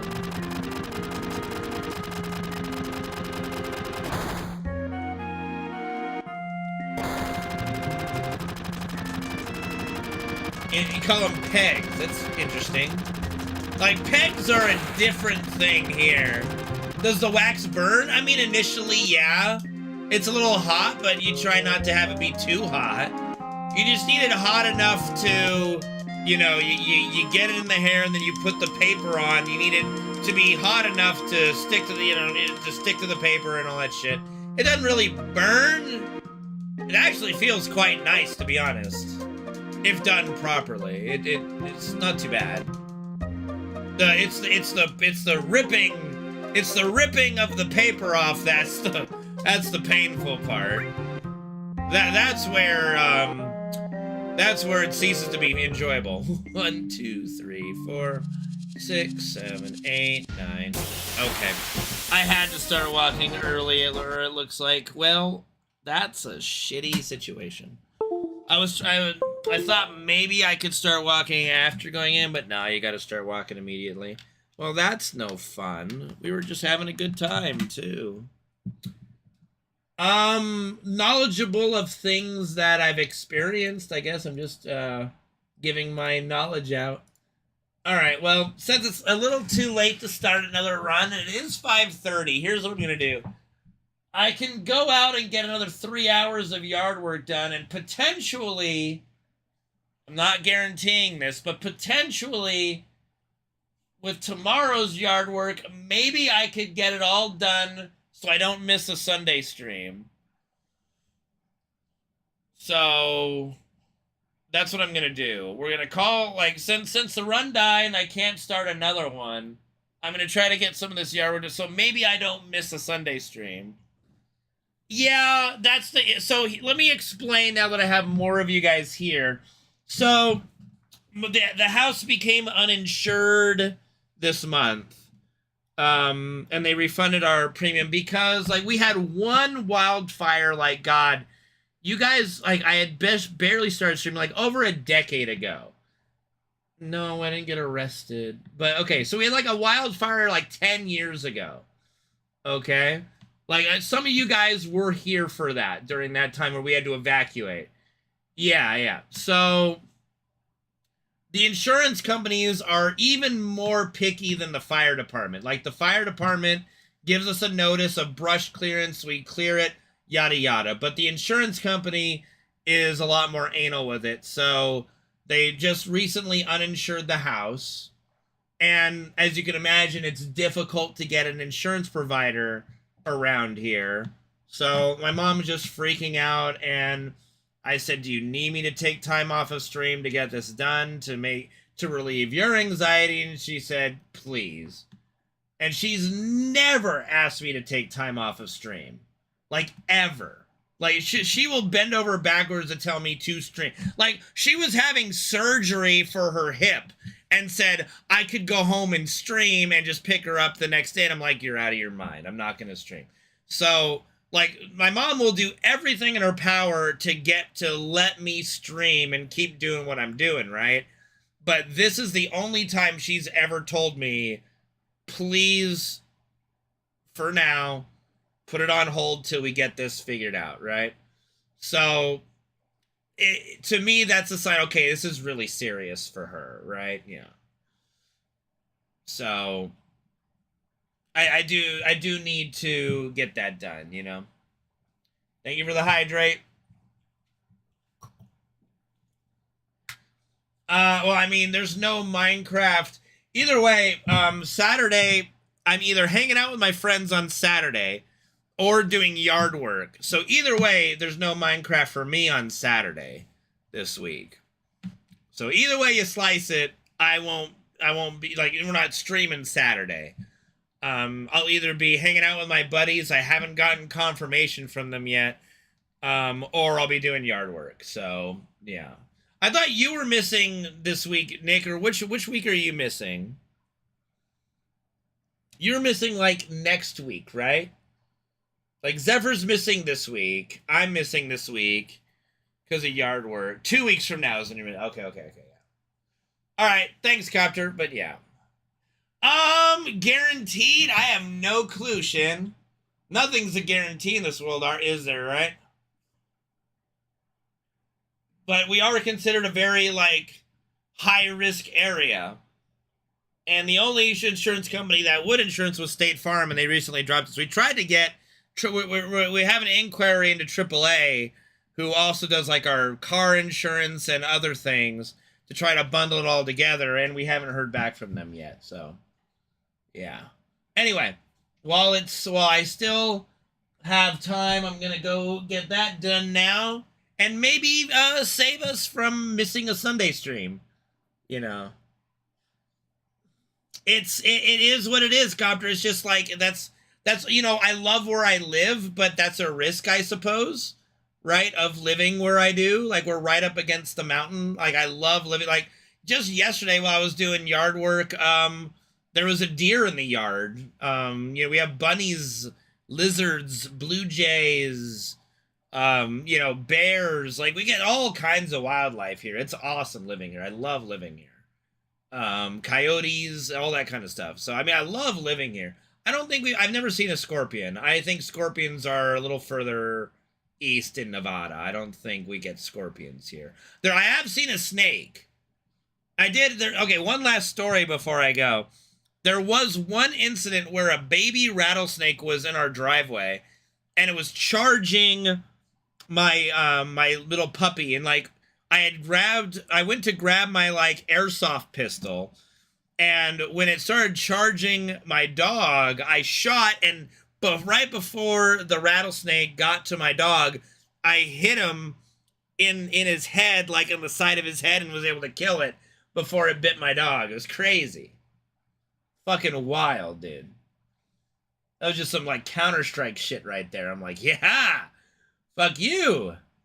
I actually cut off his rattler and put it might still be there. It might have disintegrated at this point, but yeah, actually, is his rattle still on that statue thing? Maybe. But yeah. Yeah, Counter-Strike time paid off, so yeah. I've seen a rattlesnake once. That was the only time. I've seen another type of snake before, but it was like a garden snake. But yeah, no, we get some awesome wildlife here. And I love living here, but yeah, it is considered a high-risk area. Anyway, that'll do it for me tonight, guys. So sorry to, you know, tuck and run. But, you know, like I said, we're also de-rusting. We're learning more stuff and getting back into the groove of the speedruns. So let me just make that note. Walk immediately. Just make a note there. Bears? Oh, yeah, bears. No, we've had lots of bears. Plenty of bears. All very nice. We had a bear in our garage eating out of our freezer. We thought we had a burglar downstairs. We called the police. Okay, one last fucking story. God damn it. So our alarm went off because somebody opened our garage. So we got our pistols that we own, and we kind of huddled down, like we huddled around like downstairs, like where the entrance of, like, so we could walk down. So our garage, we have a long stairway that goes into our house, right? So we're huddled around the door, just listening to what's going on in the garage. And like 30 minutes go by, and we just hear rustling in the garage. We're like, we have no idea what's going on. We called the police, all that stuff. The police arrive. I'm talking to them like, we have no idea what's in the garage. And then we all look, and we find there's a bear in the garage. And it's just like eating our entire freezer. Just turkeys, all like, we had this big freezer downstairs, and it was eating like frozen turkeys and shit. And the cops looked at us and went, what do you want us to do? I'm like, I don't know. like you're asking me what I want you guys to do? And eventually we did get the bear out of the yard and stuff. But like we never, like there was a bear that came by that ate, like, so for some reason, like we went to a wedding and we ended up taking like the entire remnants of the cake home with us. I don't fucking know the reasoning. But then, like we didn't eat it, so we just like left it on the trash can waiting to take it out the next day. And that morning, we wake up that the entire tray that was housing this cake was just licked clean. It was just gone. And we're like, what the fuck just ate that? And so then the next morning, my dad was awake, and the bear was walking around looking for food. And my dad went outside and grabbed the garden hose and just started hosing at the bear. And the bear just sat down and just kind of was like, yay, water. And so my dad was giving a shower to a bear. And that persisted for about 3 or 4 days in a row. The bear would come by, get a free shower, and then just leave after eating some avocados off of our avocado tree and all that jazz. And he was a very old bear. I've actually got a picture of the bear on my Facebook. Let me see if I can track this down. Hold on. Oh dear, I'm running out of daylight. This is the last thing, I promise. Okay, how do you look up photos that I've posted? Okay, there we go. It can't, I don't post on Facebook, so it can't be that hard to find. No, maybe it's, wait, where the fuck? Oh yeah, there it is. Okay, here we go. Here we go. Yeah, I don't post shit on Facebook anymore, so it wasn't that hard to find. All right, so forgive the angle. I took this picture with, a little bit of fear, but yeah. So this was the bear, and again, I was quickly taking a picture of the bear while outside, like when I was at the top of our stairway by our doorway. Okay.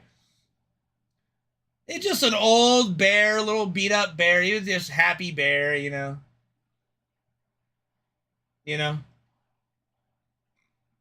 Just an animal, just a nice little bear. Nice little bear. The most scary incident that we had with a bear was the dogs were barking outside. We went out to investigate, and yeah, it's barely in the picture because trying to take the picture while trying not to get eaten at the same time. There were 2 baby bears in our grove, in our avocado grove, and we just could not for the life of us find, like, we're like, okay, where there's baby bears, there's a mama bear somewhere, right? So we're like looking around, like, where's the mama bear? And we got a little too close, I guess, for comfort for the mama bear, and come to find out, she was up in the avocado tree, one of our avocado trees, and she just started growling at us from on top of the tree. Like, she could have yeeted on top of me and just destroyed me. Like, I would have just instantly died. She could have just smothered me with her, like, 1,000-pound frame and just blasted me. But she growled, and we gathered the dogs and went inside the house and went, Your yard. Your yard. Yep. It's your guys' property now. Just try to leave us something left over. Dude, I could have literally died, you know, but anyway, that'll do it for real. I mean, I don't know. Like, I think bears actually could be heavier than that for all I know. But yeah, anyway, those are some of my wildlife stories that just exemplify why I love living here. But at the same time, it is a pain in the ass to maintain, especially by myself. Like, when my dad had his stroke, that's when falling behind on the maintenance occurred, because it's usually a two-person job. Anyway, I gotta go get some yard work done. I'll see you guys hopefully Sunday. Sunday is the next stream possibility if I get all this shit done. Alright, so you guys have a wonderful weekend if I don't see you until then, okay? Take care, guys. Be safe. I love you all. Bye-bye now.